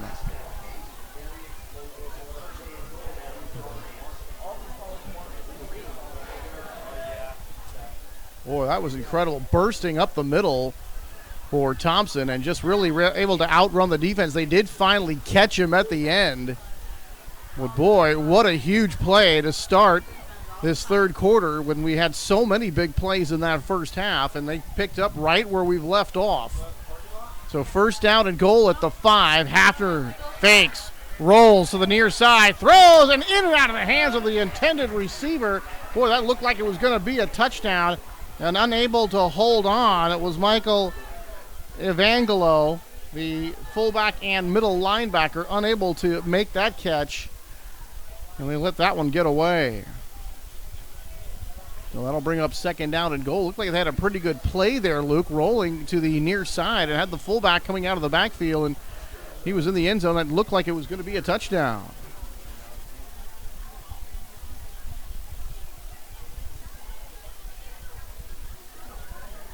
After barking out the signals, directing traffic, they're going to hand it, and they're going to do the end around, coming here to the near side, trying to turn the corner and hit and pushed out of bounds. And coming up to make that play was Telvin Haynes, number 17, to bump Tristan Hendrickson out of bounds. And boy, the Deer Valley defense, Luke, really able to string that one out. Liberty coming to the near side, and again, he could not get around the near corner, nor was there any cutback room. And we talked about the defense, for Deer Valley and showing good discipline and really gap containment that time, and their ability to string out that last play. Third down and goal. Let's see, can Deer Valley get the stop here? Hafner, flanked by a back. Christian rolling to his right. Gonna try to go for it. Tries to cut back and runs into a host of defenders, and he's dropped. It'll be 4th down. And that on the tackle. Antonio Johnson, number 57, able to come up and make that tackle to prevent the touchdown. Now let's see, are they going to kick the field goal? Doesn't look like it. Looks like they're going to go for it here on 4th and goal. They come to the line quickly. Hand it off, going right up the middle. They think they scored a touchdown. Liberty thinks they scored a touchdown. What do the officials think? And the officials think touchdown. Well, they came to the line very quickly that time on 4th down, rolling the dice and going for it. And it comes up 7, and it looked like Perez Christian, number 45, on the carry, getting the score. So it was really that huge run by Thompson that set them up at the 5-yard line from 75 yards out.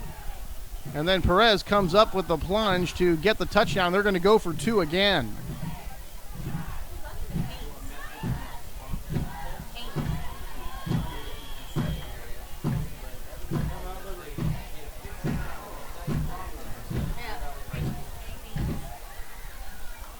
Well, that sounds pretty good. Kind of a hot, muggy night here a little bit. Ice cream sounds pretty good. I'll take chocolate and chocolate chip on a sugar cone. So Liberty calls timeout. It looked like they were going to set up and go for 2 and then maybe change their mind. And Perez Christian going over from 2 yards out.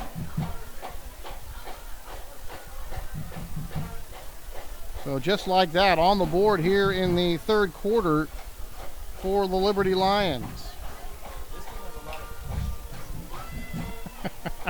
Funny, the Christians and their Lions.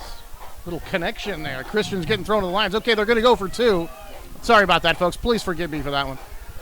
2-point conversion here attempted. They're going to fake the end around. Hafner going to try to go up to the middle, and Christian Hafner into the end zone for the 2-point conversion, their 2nd of the night. And the Liberty Lions, folks, have extended their lead to 37-23 with 10-12 to go here in the 3rd quarter.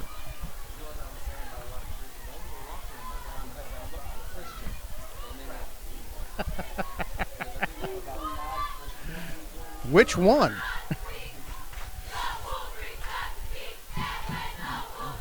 So the Wolverines now find themselves trailing 37-23. They trailed 21-6, I believe, at one point in the game. That was after Thompson's second 1-yard run. So they find themselves trailing here again by a couple of touchdowns, but still a whole lot of time to go. And boy, I'll tell you, it's just one of those games, Luke, where it just seems like, the offenses are scoring pretty much at will, and big plays are coming left and right. They're going to go for 2. Sorry about that, folks. Please forgive me for that. All right, Strong to kick it off. They're going to fake the end around. Hafner going to try to go up. He lets fly, and this one is going to be into the end zone and out of the back of the end zone, and the Liberty Lions will start from their 20-yard line.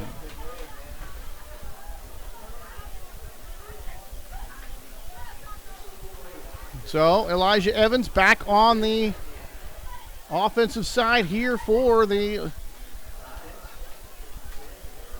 Wolverines. They've got some work to do. Boy, a great arm. Very elusive. We've seen that. Certainly more elusive than Devin Gould. They're out of that pistol offense. We've seen Deer Valley do a number of things here today. And against College Park, he had a 50-yard run. Here's Alexander going right up the middle. He's going to push the pile for several yards, about 5 yards on that carry. It'll bring up 2nd down at 5, and it's nice to have a power back right there, Luke, when really there's no hole. He just kind of makes some room himself.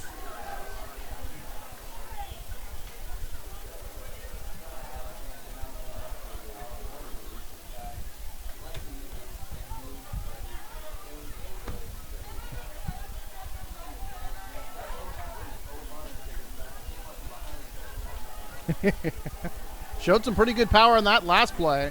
Here's Evans under pressure. He'll roll to the near side and just throw it away, and it'll bring up third down.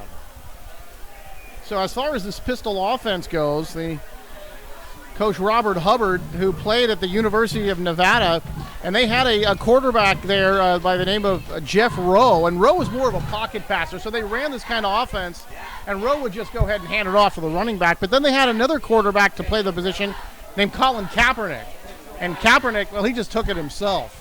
And he took it himself and ran right into the NFL.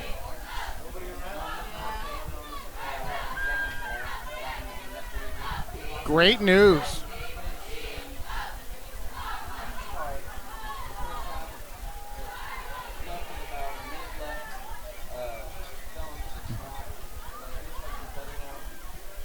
That is good news, to say the least. And now a penalty has come here. Didn't even see a flag thrown.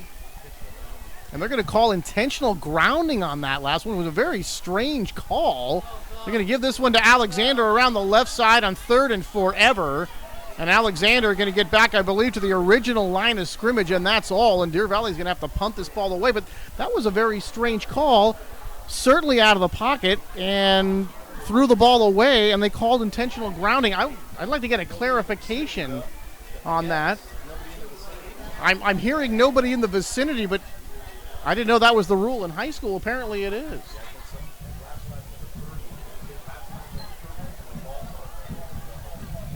So Rodriguez will drop back to punt. First possession of the second half goes awry for Deer Valley. Rodriguez's kick is going to land here at about the 46-yard line and take a Deer Valley bounce. It's going to bounce all the way down to the 30.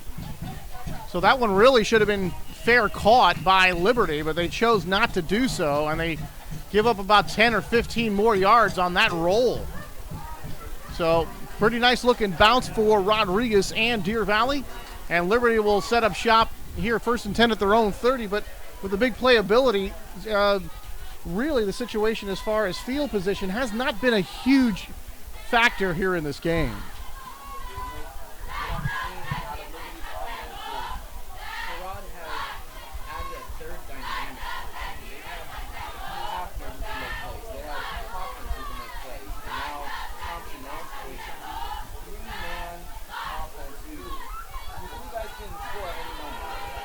Going around the right side, looking for some room.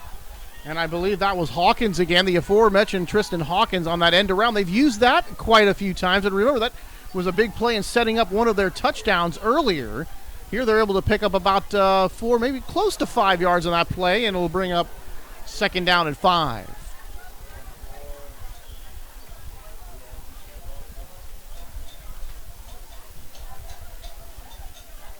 Hafner in that pistol, going to pitch it out.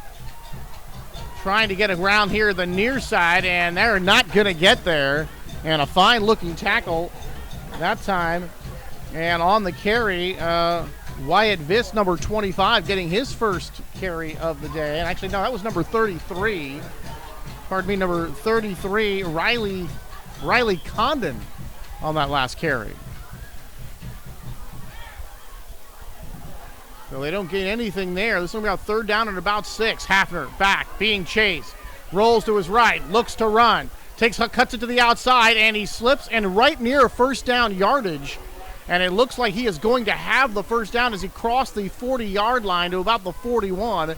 And Hafner really with a nice little run there and kind of slides in for the 1st down. And the Lions will move the chains here on offense. So Deer Valley with a 3rd down and about 6 for their defense, unable to get off the field. As Hafner using that rolling pocket to the far side, able to take off with it and make the 1st down. Hafner hands off, and they're going to spill out for about 2 yards on 1st down. And that is Condon again, number 33, getting the carry. Just a couple of yards, it'll bring up 2nd down and 8.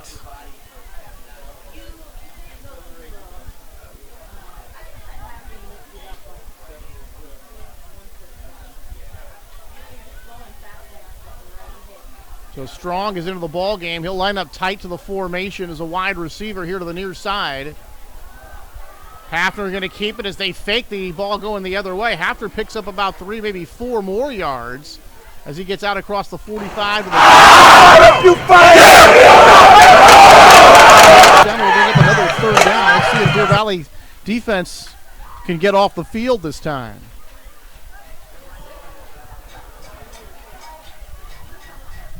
So Hafner, very effective running the football. And of course, he's had the huge play. He's been effective running it as well. That has certainly been the bread and butter of the Liberty offense, as Hafner checking that cheat sheet around his left wrist, now ready to go. Deer Valley shows blitz. They come with 2 men, trying to go right up the middle, and they're going to be spilled and cut short as they get close to midfield, but that's going to leave a good 2 yards short of the first down, and that will bring up 4th down, Luke, but a lot of situations like this, they just go ahead and go for it. And certainly don't see the punter coming out. So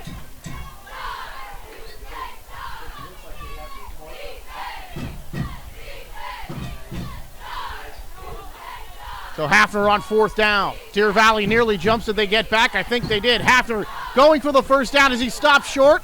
Creeping ahead. Are they going to get this on the spot? Looks like they're marking this in Deer Valley territory, but this one might call for a measurement. So a huge play here. Coming up at the 5:26 mark with a 37-23 lead here for Liberty. Going for it on 4th down and short. And we'll see whether or not they got it. We've got an official's timeout, and we're going to call for a measurement here, I'm sure. And we really do have the straight-on look. They're going to bring out the chain gang here and check it. But everybody up here in the booth says first down Liberty. Well, let's see what the chains say. And it will be first down Liberty. Well, I still haven't seen an official word yet. Liberty thinks they got it, and now so do the officials. So first down for the Lions as they've turned 3rd down into first down on that 3rd down and 6 on the scramble and run by Hafner. And now Hafner right up the middle on 4th down and about a short 2, and he's able to turn that one into first down. So Liberty on the move here, about a football's length into Deer Valley territory. Pair of wide receiver lined up in a follow the leader formation here. Haven't seen this formation so far, but they run the other way anyway and going to gain just a couple of yards, and it looks like Condon got the carry, and he was hit and upended by a big number 70. That was Bosa Asakwe. So Bosa able to come and make that play. Another short gain, really just about a yard, maybe less that time for Condon. It'll bring up 2nd down. We'll call it 9.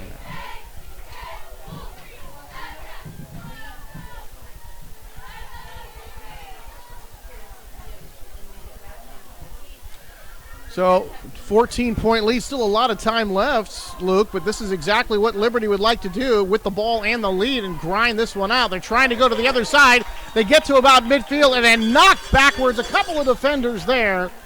Number 10, Elijah Womack, and number 25, Ronald Preston were there to make the big hit.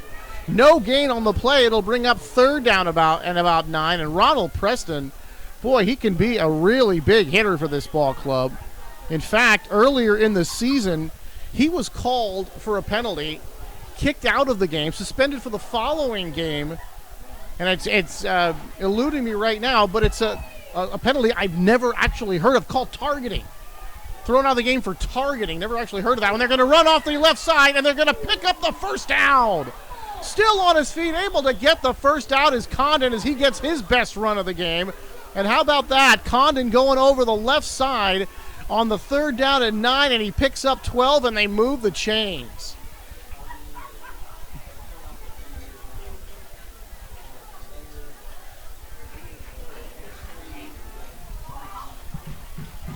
Well, see, actually, I talked to the coach, and he said it was not helmet to helmet. So that's what I was, was it spearing? Was it a helmet? And he said no. What he did was he hit so hard with the shoulder, it was on a pooch kick, hit so hard with the shoulder, driving the would-be ball carrier into the ground, and he didn't wrap up. So I was, kind of stunned to see that. Like, since when is hitting illegal in football? But that's Ronald Preston. In any event, another third down conversion, second one on this series, and they've converted on fourth down as well. Liberty keeps the drive alive, and now they're throwing the ball down the field, and they've got a man! And that is going to be deep inside of Deer Valley territory. And there's Trajan Hawkins making his presence felt yet again. He's had some nice runs, makes a big catch here, and Liberty again on the move.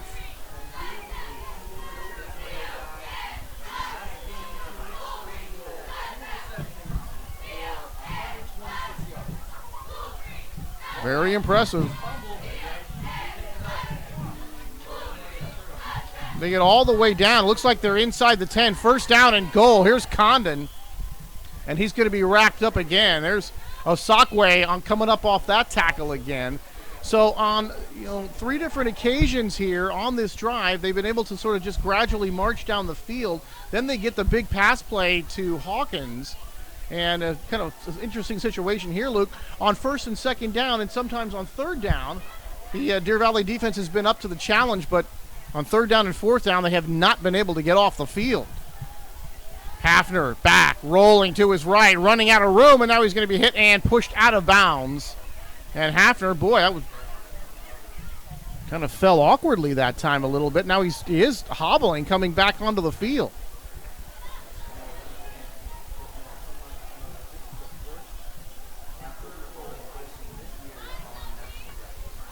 Interesting. Yeah, they've gone away. A lot of teams have gone to that synthetic surface, which has really worked out for a lot of teams. It's got that nice kind of grass feel, pretty soft, and no divots. So every step is true. All right, inside the 10-yard line at about the 8-yard line. Third down and goal here for Liberty. Hawkins coming in motion. Far side, near side to far side. Here's Hafner. Under pressure, rolling out. Hafner and grabbed by the face mask, and he's thrown down.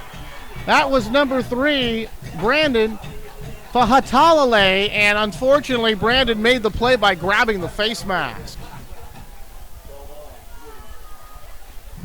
So again, on a third down situation, Luke, the Deer Valley defense unable to get off the field. Not very unfortunate at that time. The personal foul, as you see it there, the face mask, they'll mark this one off. And that's a personal foul. That should be an automatic first down. I don't see that. The referee signaled third down, but that should be first down and goal now. I've never seen a personal foul called against the defense and not resulted in a first down.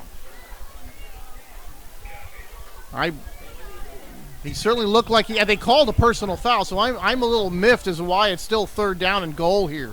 Hafner back, looks, throws over the middle, it's caught for the touchdown anyway. Touchdown, Deer Valley. Condon has the reception from about 6 yards away, and that will be a touchdown for the Liberty Lions, and now they have taken a 3-touchdown lead. And Deer Valley, a lot of time left, Luke, but the Wolverines in a little bit of trouble here.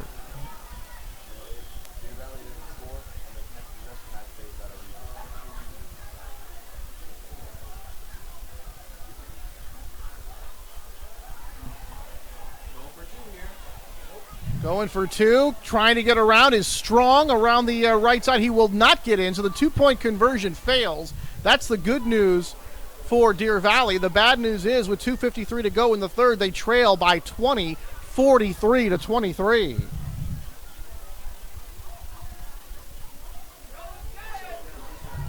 So Liberty, here in this second half, Sherrod Thompson, a big 75-yard run. That set up Christian's 2-yard TD plunge. That was with 10-12 to go in the third. And then on a really sustained drive and also a big pass play to Taiwan Hawkins.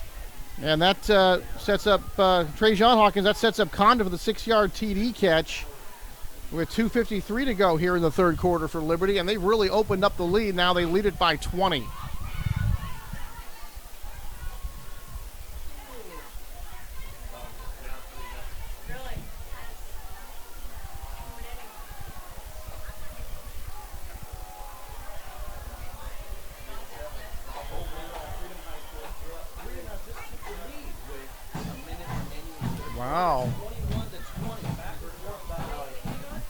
Another great game going on in the BVAL. This one has been a great game, and now the Liberty Lions have put some space between themselves and the home team Wolverines. Let's see if Deer Valley can get back onto the scoreboard and make this one close again. This one is going to be caught on the goal line. You're going to have the automatic touchback, so the Wolverines will start at their own 20-yard line here on this next drive. Anthony Schultz along with Luke Johnson. You are watching us on National Prep Stars and Delta TV. It's BVAL football here in 2015. So Deer Valley's got themselves some work to do. And boy, things were looking great for Deer Valley as they were down. And then Haynes on a 22-yard catch and run with 16.1 to go. Deer Valley scored. Here's Deer Valley coming around the near side, out to the 30 and across the 30 out to 31. And then Alexander kind of pushed one of the defenders in the face. And really, Alexander lucky not to get flagged for unnecessary roughness on that. So a little frustration showing from Deer Valley on that last play. So he gets all the way out to the 32. So it's a 12-yard run for Alexander. And it'll be first down and 10.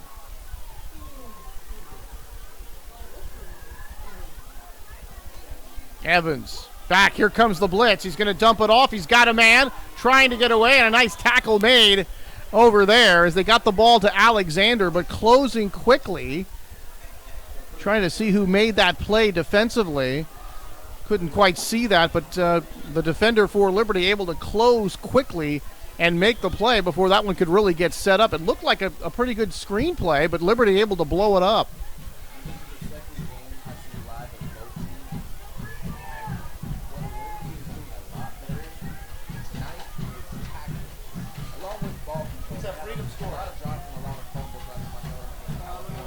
Handoff, Alexander, right side, cuts it back to the left. Now tries to go up the middle. And Alexander going to be corralled there by a host of Lions, a pride of Lions that time. In on the tackle as Alexander just does get back to the line of scrimmage. Yes. I'm a Discovery Channel watcher. I heard that. So Freedom going ahead of Pittsburgh. And here's third down and 10 from the 35-yard line here. And they give it to Alexander, left side. He's got a little room. And now there's Thompson there to push him out of bounds as he gets close to the 40-yard line. Pushed out at about the 39-yard line. So they pick up 4 on that play, but that's going to leave them well short of the first down, and that will bring up fourth down. Take a look at some scores around the league. Our score, 43-23 in favor of Liberty. Pittsburgh, and they are behind. Still just the third quarter there over in Oakley against Freedom, 21-20. De La Salle over San Ramon Valley. No surprise there, 48-0. And how about Antioch at Heritage? That's a final in the De La Salle game. Antioch 53, Heritage 8. Third quarter action from Brentwood. What a snoozer over there. Typical De La Salle score playing in the BVAL. On fourth down, little swing pass coming over here. Can they make the play? Out across the 45, stays on his feet, midfield 40, 35, 30, hit and pushed out of bounds. There's Devin Gould coming back from that injury, making his presence felt. They get the huge play on fourth down, and they turn it into first down, and now getting into Liberty territory on a drive, which you said, Luke, and I agree with you, they really got to score a touchdown on this possession.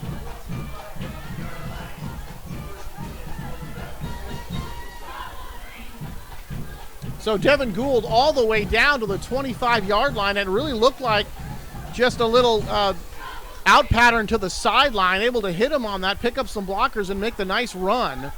So Gould with another explosive play on offense from that wide receiver position. From the 25, first down and 10. Back to pass. Elijah looking, and now dumps it off, and it's in and out of the hands of Alexander, and that ball bounced out. Actually, that's going to be number 30 that time. Not Alexander, it's Jonathan Lane. And a little too much mustard on that one. It bounced in and out of his hands, and very fortunate for Deer Valley it was not intercepted. So that'll bring up second down and 10. Minute 12 still remaining here in this third quarter. A third quarter dominated by Liberty, and Deer Valley trying to come back. Liberty's showing blitz. They come with it. It's picked up. This ball is slung down to the end zone and is going to be just short, and thankfully so. Trying to get the ball out there to number 17, Telvin Haynes. He was pretty well covered that time by Liberty. And luckily that ball was underthrown. That certainly, Luke, would have been intercepted.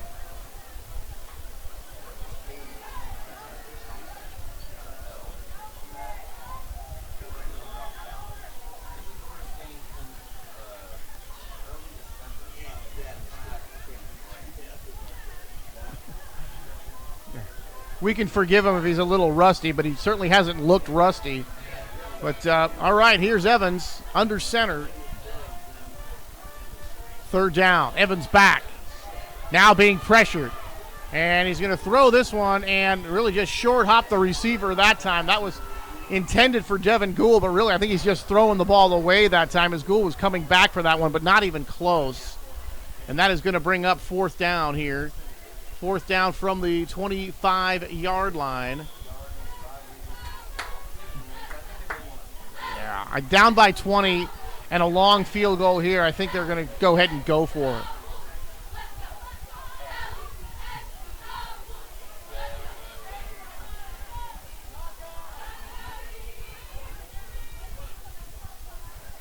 Need about 6 yards here for the first down. Fourth down here for Deer Valley on what has become a very important play late here in the third quarter. Gould in the slot left. Lone setback. Eli throws, got a man tipped, and is going to be nearly intercepted, incomplete, right near first down yardage. But that pass is no good. I think they were looking for Alexander out there, unable to get it to him. And that will turn into first down going the other way as the Liberty defense holds.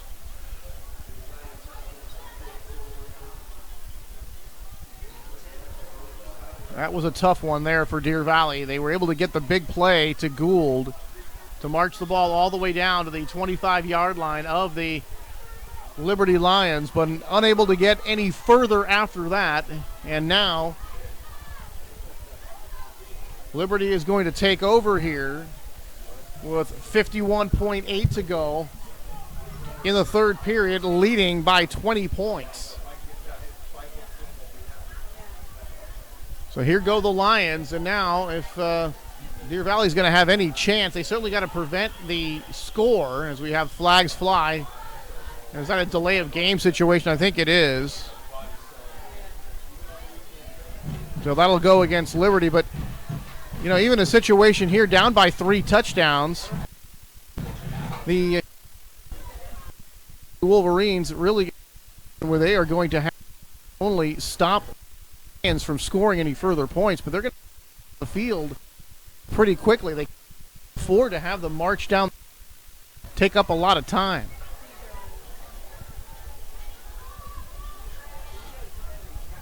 So here's Liberty after that 5-yard penalty. It'll make it first down and 15. Now push back to their own 20-yard line. Fake the handoff, under pressure, throws middle of the field's got a man wide open, can't get it to him. Little bit too far. And out there looking for Tristan Hendrickson. And boy, he was wide open running down the middle of the field. And the ball a little bit out of his reach and a little bit too far out in front that time. Or that would have been another Liberty big play.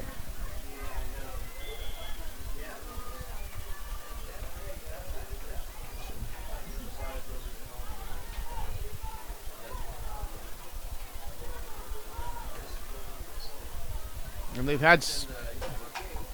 they've had so much success running the football here today as well. Going from that shotgun and caught behind the line of scrimmage and dragged down. Host of defenders all over the ball carrier that time, Gould. And it's going to be a short gain, and it'll bring up second down. I guess about a 2-yard gain on the play. Make it second down and 8. Pistol formation, 3 wide receiver spread. Here comes the blitz. They pick it up. Going to throw it out to the far side. Catch is made. And a nice coming up from behind to make the tackle that time is number 44, but a nice catch and a first down. And that is Dylan Rackchat who picks up the first down. And kind of a crunching blow coming from behind from Liberty. And I thought that was Michael Evangelo, the middle linebacker. Make it Lascano. I thought it was 44. Anyway, and coming over here to the near side, out across the 40 is Alexander, and he's going to pick up good yards, about 7 yards of the play. It'll bring up second down and 3.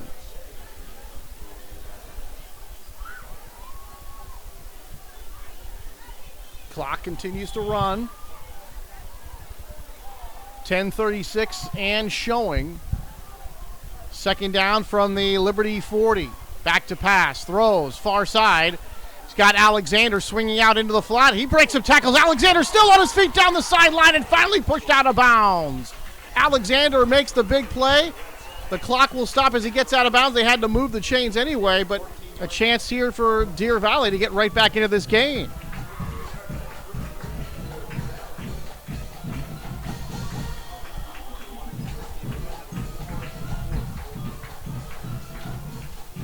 Boy, just at the last second, Liberty getting their 11th man onto the field. Here's Elijah directing traffic. He's going to keep it. And Eli going to be forced out of bounds. That stops the clock with 10:08 to go. Able to get a few yards around that right side. And that'll bring up second down here for Deer Valley.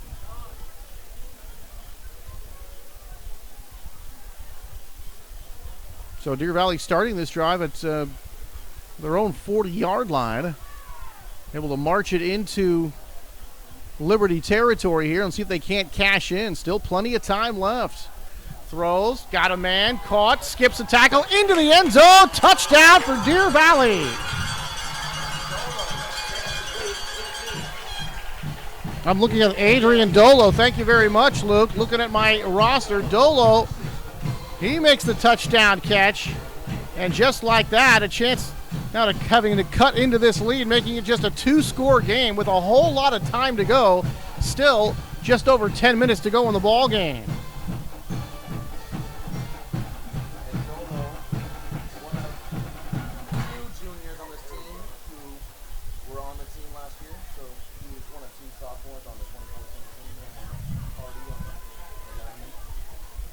And getting another look now, we've got an injured player down on the field. Can't quite see who that is. If they've got the medical unit down there attending what looks like a Deer Valley player.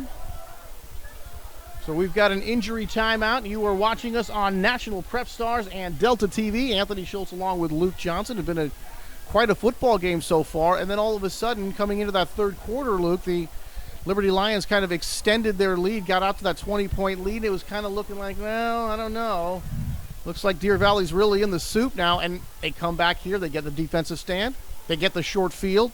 60-yard drive, 60 yards later into the end zone for a touchdown. Brand new football game.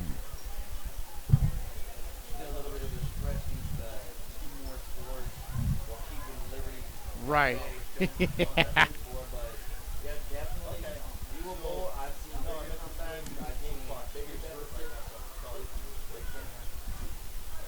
You know, this is homecoming night. They're taking a look at our homecoming king and queen. And do you know what the theme of this homecoming was? Salad dressing. Salad dressing.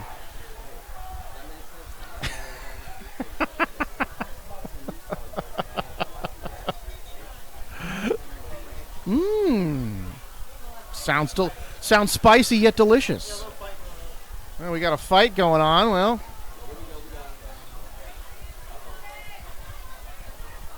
we're certainly. I don't really want to see that. I'd rather watch football. So we've still got an injury timeout. We will step aside here for just a moment and be back to Deer Valley High School right after this.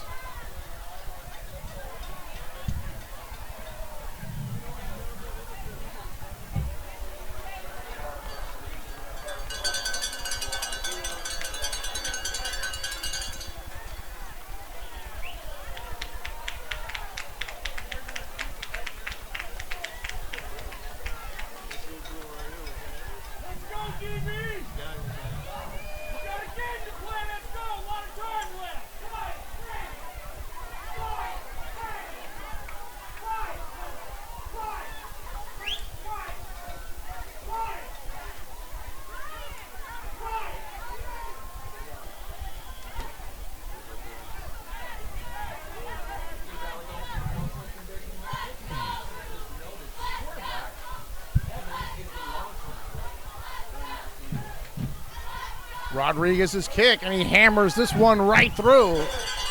So Rodriguez good on the point after with 10:03 to go here in the fourth quarter, a 43-29 lead here for the Liberty Lions. But again, this game has gotten tighter, and we've really had a great football game here tonight. Big plays all over the place. The offenses have played well. The defenses have also made their plays as well. They've gotten some stops, but really it's been about offense here tonight.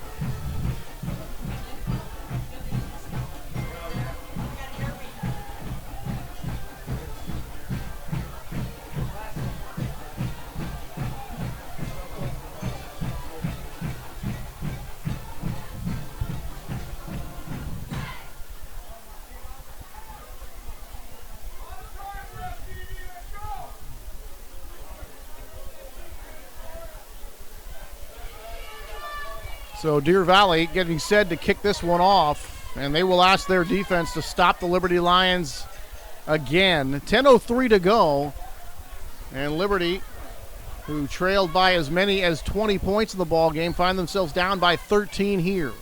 Still a whole bunch of time to go as Rodriguez getting set to kick off. So the crowd certainly back into it.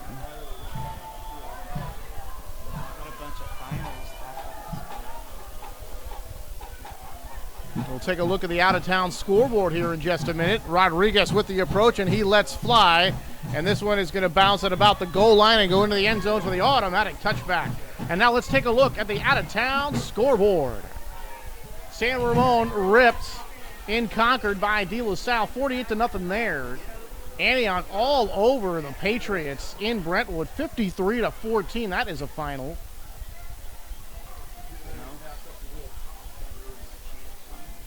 There's Northgate and Ignacio Valley out in Concord, 42-26 in favor of Northgate. That's a final as the Broncos take care of business.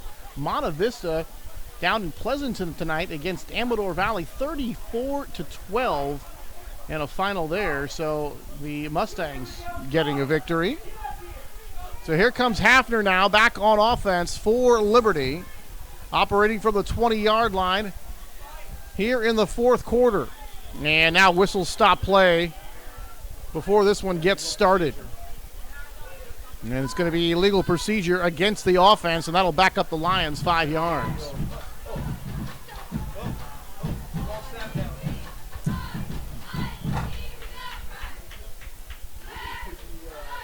So Liberty losing 5 yards here will bring up first down and 15. Man in motion going behind the backfield. Looking to tearing it up is Hafner, and he picks up just a couple of yards. He will not get back to the original line of scrimmage. So just a couple of yards for Hafner. We'll call it second down and about 11 as he picks up 2. Big defensive series here for Deer Valley. And I don't think they've gotten the Lions, have they gotten the Lions stopped on consecutive drives tonight?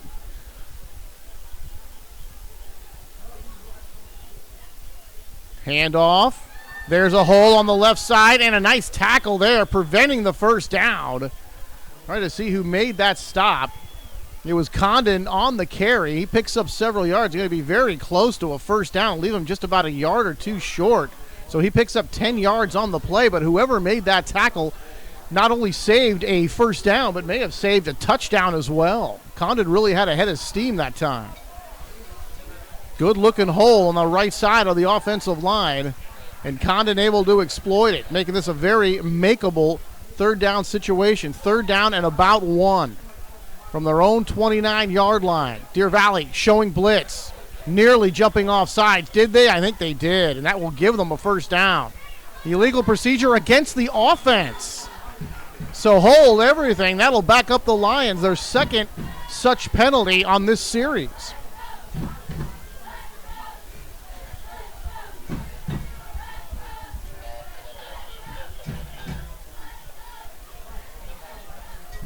So it looked like the Wolverines had jumped. I can't see it.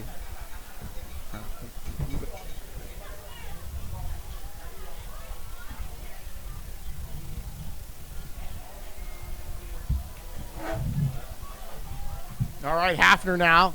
Make that 3rd and 1, about 3rd and 6. Going to fake the handoff. Christian back, looks, floats one on the far side. It is going to be knocked away and incomplete.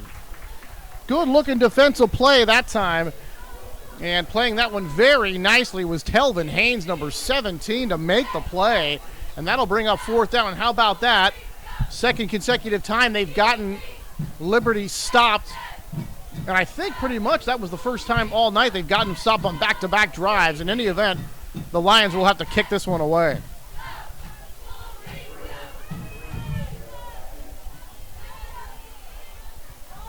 Still 8:10 to go here in this ball game. And here's Church back for his second punt of the game. Got off a very nice one his last time.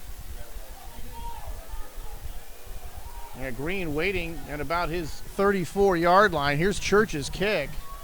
And this one not nearly as long. And it's going to take an exit stage right, and it's going to stay inbounds and get inside the 45 down to the 44-yard line. But good field position again for the Deer Valley Wolverines as they trail it by 13. So, Luke, the defense for Liberty, Deer Valley really had to step up on these last possessions they had. They really have stepped up, helped out by that second illegal procedure penalty by the Liberty Lions. Evans from the 44, hands to Alexander, cuts it the inside, cross midfield, cross the 45, he is gone! Alexander 20, 10, touchdown Deer Valley! 56 yards and a touchdown for Deer Valley. And just as Luke and I had given them up for dead, they have risen from the ashes and have a chance to cut the lead down to 6 points. Alexander with his biggest run of the game at a huge time, going right up the middle, a couple of cuts. 56 yards later, he's got himself a touchdown. And just like that, this is a brand new ball game. Rodriguez snap, hold, kick is up, kick is good. 7:49 showing, a 43-37 lead here for Liberty. And just moments ago, this looked like this game was just about over, a 20-point lead, and Deer Valley has stormed back into the game.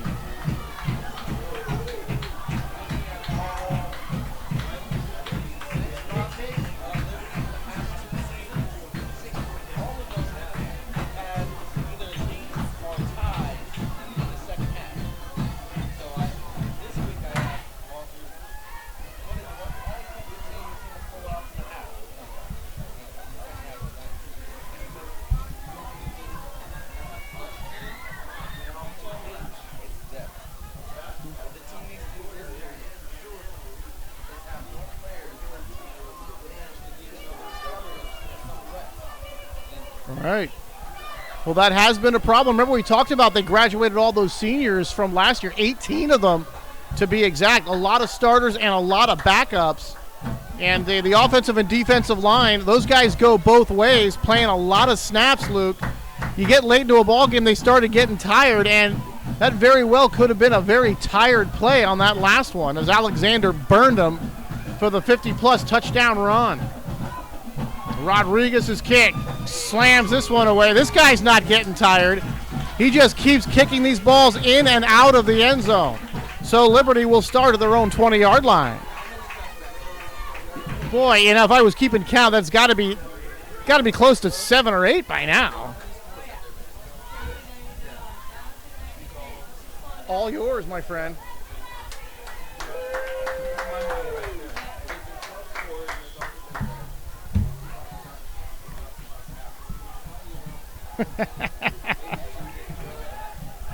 So at least half for both teams. So at least a half a dozen for Rodriguez. Oh, quick snap.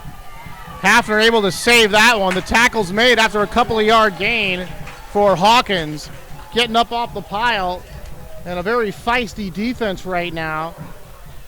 And a good-looking tackle that time by James Warren, number 52. The defensive tackle junior able to make that stop. But really Hafner kind of saved that one. If you saw that, That snap came back to him rather quickly, and he was not ready for it, but Christian was able to hold on.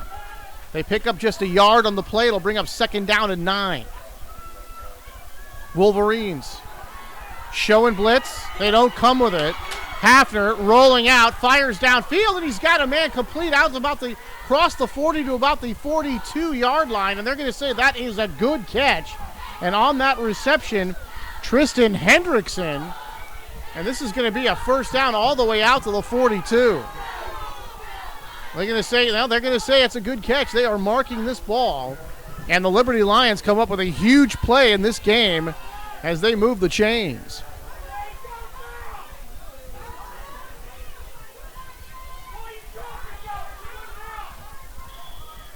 So the Wolverine fans, not fans of that last call, but it will stand as the big play goes.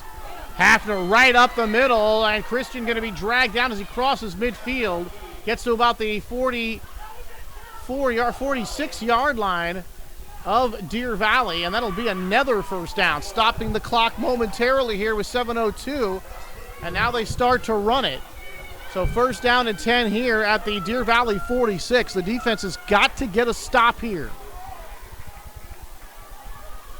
So Liberty with the lead and liking what they see. The clock is running.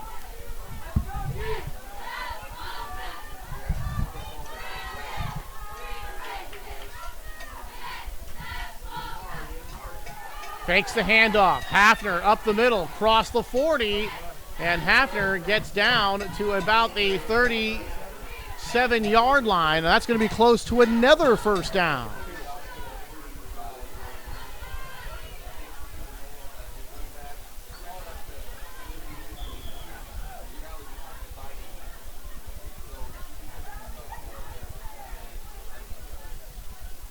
That'll leave 2nd down, call it about 2. Clock continues to move. I don't believe Deer Valley has used a timeout here in this half. They show blitz. They come with it. Condon trying to get away, and he is going to drag tacklers for the 1st down. Pushed back, but I think forward progress will net him the 1st down. The line judge on the far side of the field is certainly marking this 1st down, and now he's waving on the chain gang, and they'll move up, stopping the clock at 5:47 to go, and it'll start immediately when it gets set.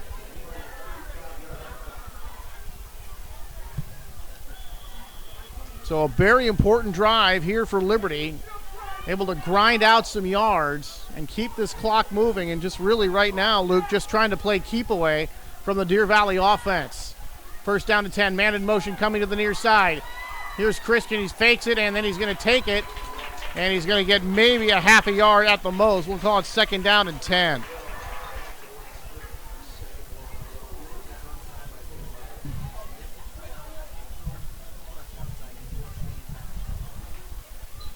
Certainly don't want to give the Wolverines a free clock stoppage here.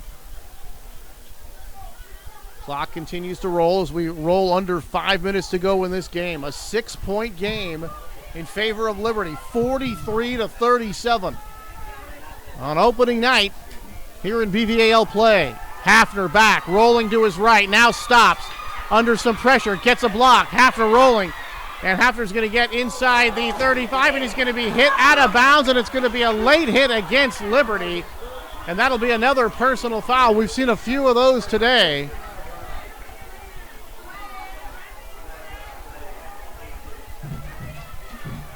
And that was Brandon Fahatale, number 3, was coming out of there. I'm not sure if the penalty flag was thrown against him, but we've seen this earlier in the game tonight.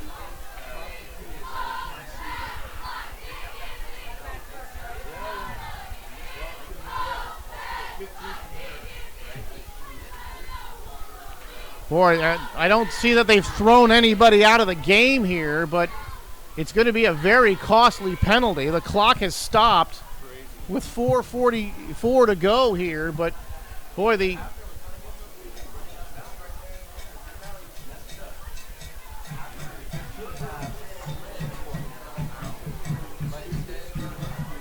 yeah.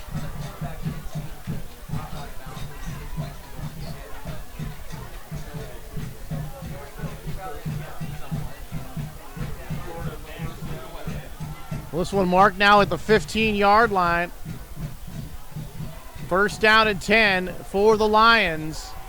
They're going to hand off. A couple of tackles broken right there. Still on his feet. Boy, that was not a very long run, but a pretty good-looking run for Condon, getting away from a couple of people.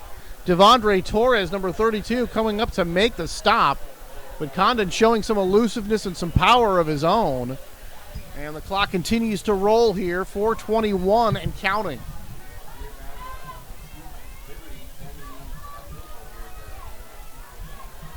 Yeah, that would pretty much ice the game if they can shave off a couple of more minutes before doing so. That would put Deer Valley in a huge hole. Right now, the defense has got to get off the field. Second down, they lost a couple of yards. Second down, call it 12. Hafner fakes the handoff, rolls left. There's a man out there with him. Under pressure, Hafner is going to get away, stays on his feet, but he will not get back to the line of scrimmage. He'll lose another yard. So that'll bring up third down and long. That is the good news. The bad news is the clock is ticking under 3:43 to go. Both teams with their full complement of timeouts. And if you're the Wolverines, you'd like to keep all your timeouts, Luke, for offense. So that obviously means they cannot give up another first down. Third down and long, third and call at 13 here for the Liberty Lions. Hafner back, looking, Christian with time, now under pressure, and he'll be sacked.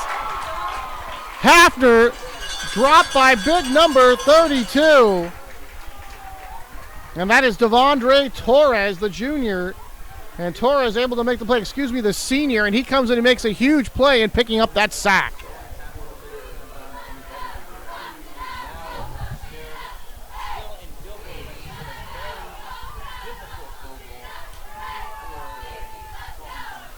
Yeah, or Church. I don't know if they would have Church kicking. He's been doing the punting, but I don't know if something happened to Strong or not, but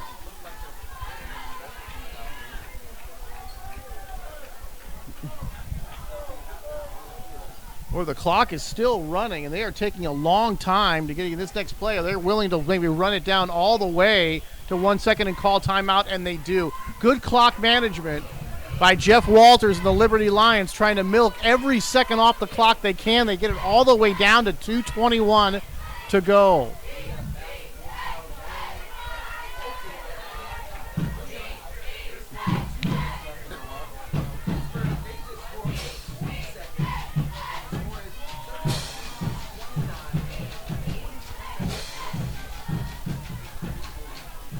Great game going on there. Pittsburgh trying to run their record overall to 5-1, and of course notch their first BVAL win of the season.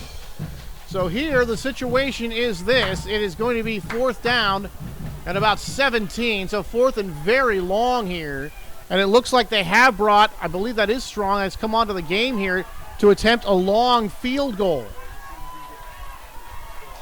They are comfortable from about 45. And they're going to spot this one from the 32. So call it a 42-yard field goal. This is within his range. This could pretty much ice this ball game if he makes it. Snap, hold, kick is no good.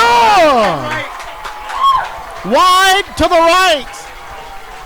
And unfortunately, under high school rules, unlike the NFL, when a field goal is missed, the opposing team does not take over at the spot of the kick. So that is the only bad news here for Deer Valley. The good news is they're going to get the football back, and they're going to get this at the 25-yard line, and then they're going to back this up to the 20-yard line. That is the high school rule. So that's another reason why you go ahead and kick the ball, because you don't give up the good field position as well. So 2:16 to go. Their full complement of timeouts. Deer Valley has a chance. They trail it by 6. High drama here in the first BVAL game of the 2015 season. Coming around on the near side, hit and stopped. And that'll be just a gain of a couple of yards. That is Alexander, and a little bit of fracas going on, and too much.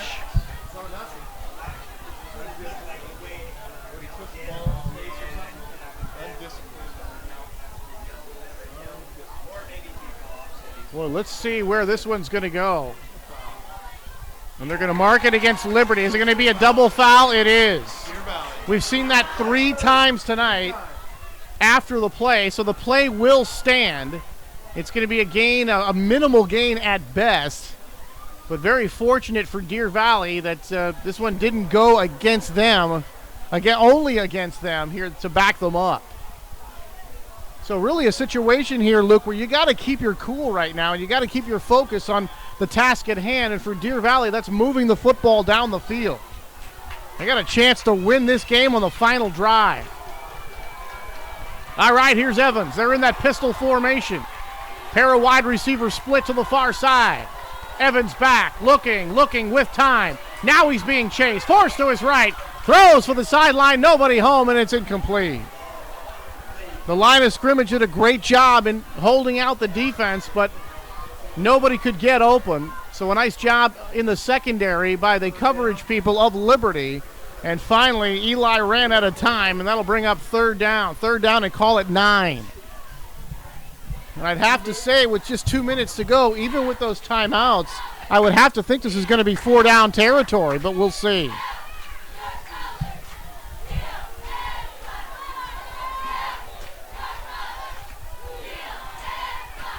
All right, 3 wide receivers into the ball game.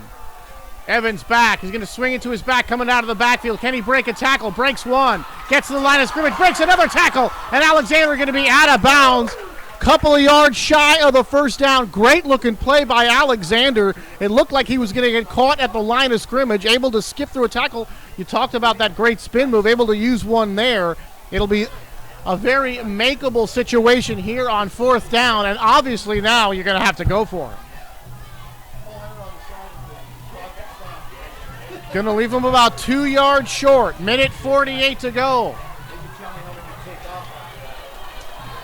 Here's the ball game on 4th down. They hand to Alexander. He picks up the first down. Do they use a timeout here? Well, they don't. The chains have to move, so that stops the clock there for the first down. So the clock will start rolling as the chains get set. Deer Valley set on offense. Evans looking at the defense. Eli back with plenty of time to throw. All day to throw. He's got a man out of the backfield. They're going to pick up 5, maybe 6, maybe 7 after the tackle's made. Call it a 6-yard gain. And that is going to be number 18, Daniel Lado. They will not clog time out here. They still have 3 left. Clock continues to run as they bark out the signals. Clock down to a minute 10. Minute 9, still running. Calling the plays now at the line of scrimmage is Eli. Back to pass he goes. Looking for a receiver. Steps up. Now he's going to run. Eli picks up the first down across midfield. Hit and dropped at the 45-yard line. Now they should call timeout, do they? They do not call timeout. The chains will move to stop the clock. They do not need to gather themselves, and they're just going to go ahead and go with this. Calling the play at the line of scrimmage from the 45-yard line of Liberty. Eli back, looking, forced out of the pocket, throws. This one is going to be caught. And that is going to be caught. And now Deer Valley will use a timeout. Now they were marking the ball here at the 42. Timeout is called, so that will be a gain of about 4 yards on the play, bringing up 2nd down and 6 as they use their first timeout.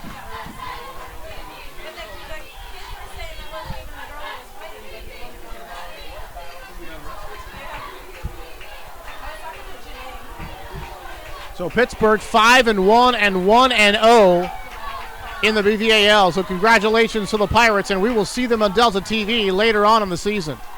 Eli back, looking, under some pressure, and he's dropped.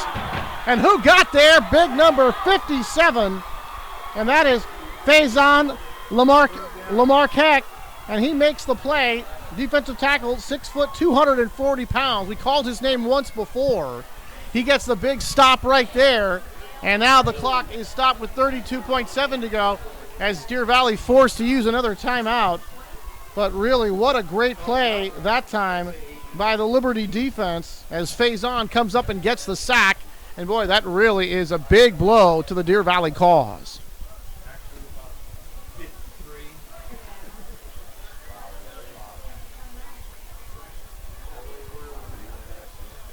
Yeah, it pushes them way back and costs them another timeout.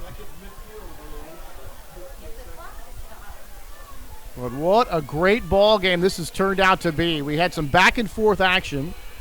Early in the ball game, the Lions had jumped out to a 21-6 lead, but Deer Valley came right back. And then in that third quarter, Liberty really able to put some distance between themselves and Deer Valley.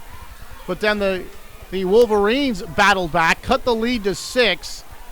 They got the stop after the Lions had driven the ball down the field. The Lions missed a 42-yard field goal. And now Deer Valley on the ensuing drive, but they're going to come up here on third down and very long. Swing it out to Gould. He's got blockers in front, and he's only going to get out across the 50 to about the 47-yard line, but that will bring up fourth down and about 10. So fourth down and 10. Actually got fourth down and about 11 here as he's about the 46-yard line of the Lions, and they need to get inside the 35. They're going to mark it back a little bit. There's going to be fourth down and about 12. Here's your ball game, folks. And listen to this crowd. 27.5 seconds to go. They've got one timeout. They swing it out. That's going to be a double pass. That was a lateral. Throw the ball down the field, and it's intercepted.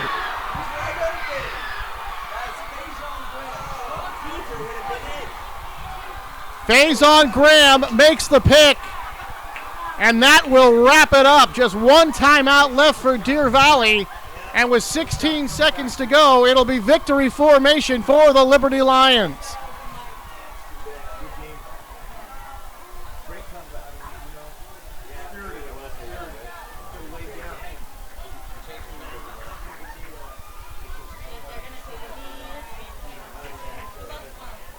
So high drama here, but Faison Graham sort of puts a damper on this Friday night here for Deer Valley and their fans. Victory formation for the Liberty Lions, and you got to hand it to them. Those last two games that they played, they did not play well, lost them both. But they go on the road here to Antioch, and they are going to get themselves a victory. 43-37 the final, and congratulations to the Liberty Lions.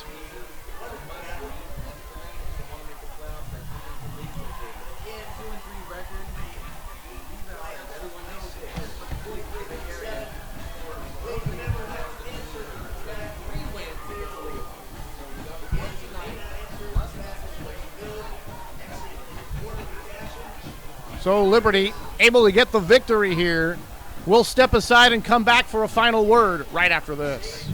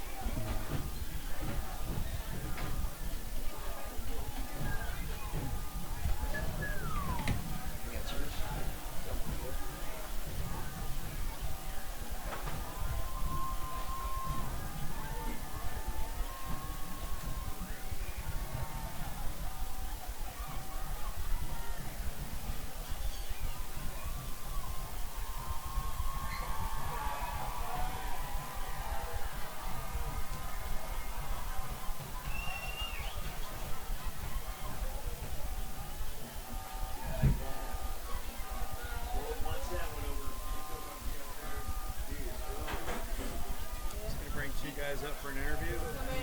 Sounds good. Okay.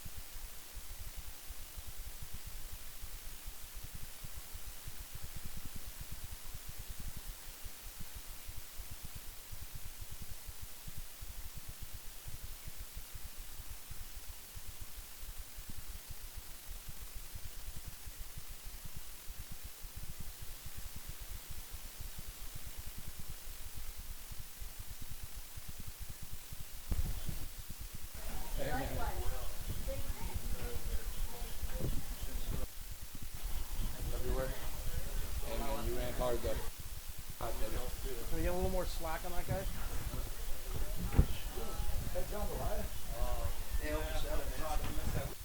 It's a little past its prime. Other than that, it's looking good. Monitor down flat, and then pull this out. No, it's all right. All right, we got it. We're ready.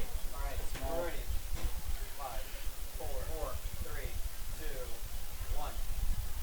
All right, here with the victorious Liberty Lions, quarterback Christian Hafner and head coach Jeff Walter. Guys, scaring to you there at the end, a 20-point lead, and all of a sudden it was down to 6. Yeah, I'm not going to lie, too, but it was a good team win. Everybody, they definitely played their hearts out. Coach Walter, Cal games didn't go well. You that earlier. Your confidence get a little shaken. How do you approach the? You had a couple of clunkers like that. Well, you know what? To be honest with you, one thing that I always rely on is my players. We did a lot of during the bye week and realized that, you know what, young men, you know, so I believe in the process and believe that they're going to come in the clutch. Oh, they gave my 29-year-old heart quite a beat, and I got 2 more 30, and I don't know if too much longer than this, but like I said, I got great kids and great coaches who just 30. You look good. Exactly right. So hey, crosstown rivals coming in to play Brentwood in the Heritage in the Bowl. So what are your thoughts coming up against the Patriots? I actually about them, and I guess that's, you know, they say ignorance is bliss, so, you know, but I'm really looking forward to the atmosphere about it. You know, I'm thinking it's going to be a great game. The advanced scouting, not a big part of high school yet, but we'll get to that. Yeah. Heritage coming up. They were racked by Antioch tonight. See about the Patriots. What do you think the Panthers and the Pirates in the BVL? A couple of strong teams. Hey, no doubt. Well, I mean, I believe that our league is a meat grinder week in and week out. You know, I think arguably our league is one of the toughest in the North Coast section, and we don't necessarily always get the recognition that the other leagues get, but I tell you what, we're always playing, and we'll play you for 48 minutes strong. You know, Antioch, very explosive players, obviously led by they have Mr. Payne and some other great young men. You'll see us doing a job over there. And what can I say about that is Coach Galley and his coaching staff. They really do a fantastic job over there, and I have respect. Victor. Absolutely. Victor, as we like to call him. All right, so congratulations, Lions. They take this ball game tonight, moving their record to 1-0 in the BVA. Us here at Prep Stars TV, Delta TV. I'm Anthony. So long, high school.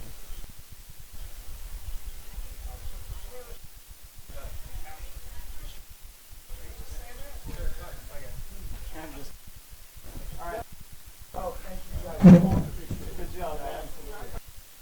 All right, let these guys out of here. Oh, okay. So we got some more interviews. So I guess we're gonna. No worries. You want to leave it here? But I want to walk out. Somebody. Cable here.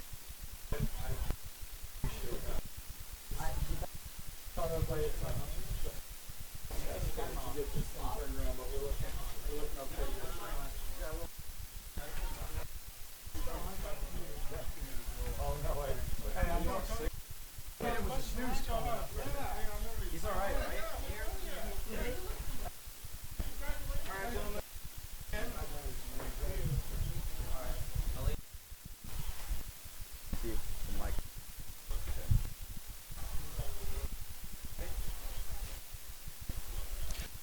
Back, I'm with Cousins, Sam and Sherrod Thompson. We're gonna count you down. Okay. All right, so you ready?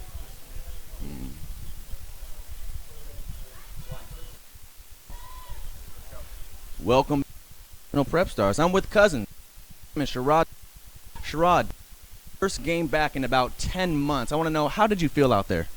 I was very tired. You know, I had to get back in it, but you know, I stayed up, stayed strong, and me going.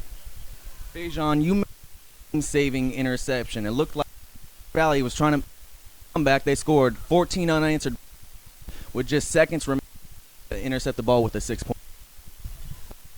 Coach put me in position to make plays, and you know, we just out there. I knew the situation. I knew to do something. I just capitalized on it. That was it. Right. This week, you Oregon State. I want to know, how does it feel? You know, major. Me and my family, you know, I came back home. Thought, you know, if football could I be comfortable for 4 years, and you know, we came to a decision, and yes, out there. All right. Well, your debut for Liberty, you transferred over here. I want to know, Fajon, will be playing with your time at the high school level. Feels great, man, you know, because we go way back. You know, we started, you know, so it's good to finally get him back. More comfortable back there knowing he's back there, you know, because he's going to cover the field for us. To this 2-3, and in order to make the playoffs, you need 3 games in league, and everyone knows how tough the B-Val is. So, it was a must situation. Yes, you know, we're taking game by game. You know, that's all we're doing. Like he said, one step at a time. Every game was a must-win game. Get there and get it. All right, gentlemen, thank you. I am Luke Johnson, National Prep Stars.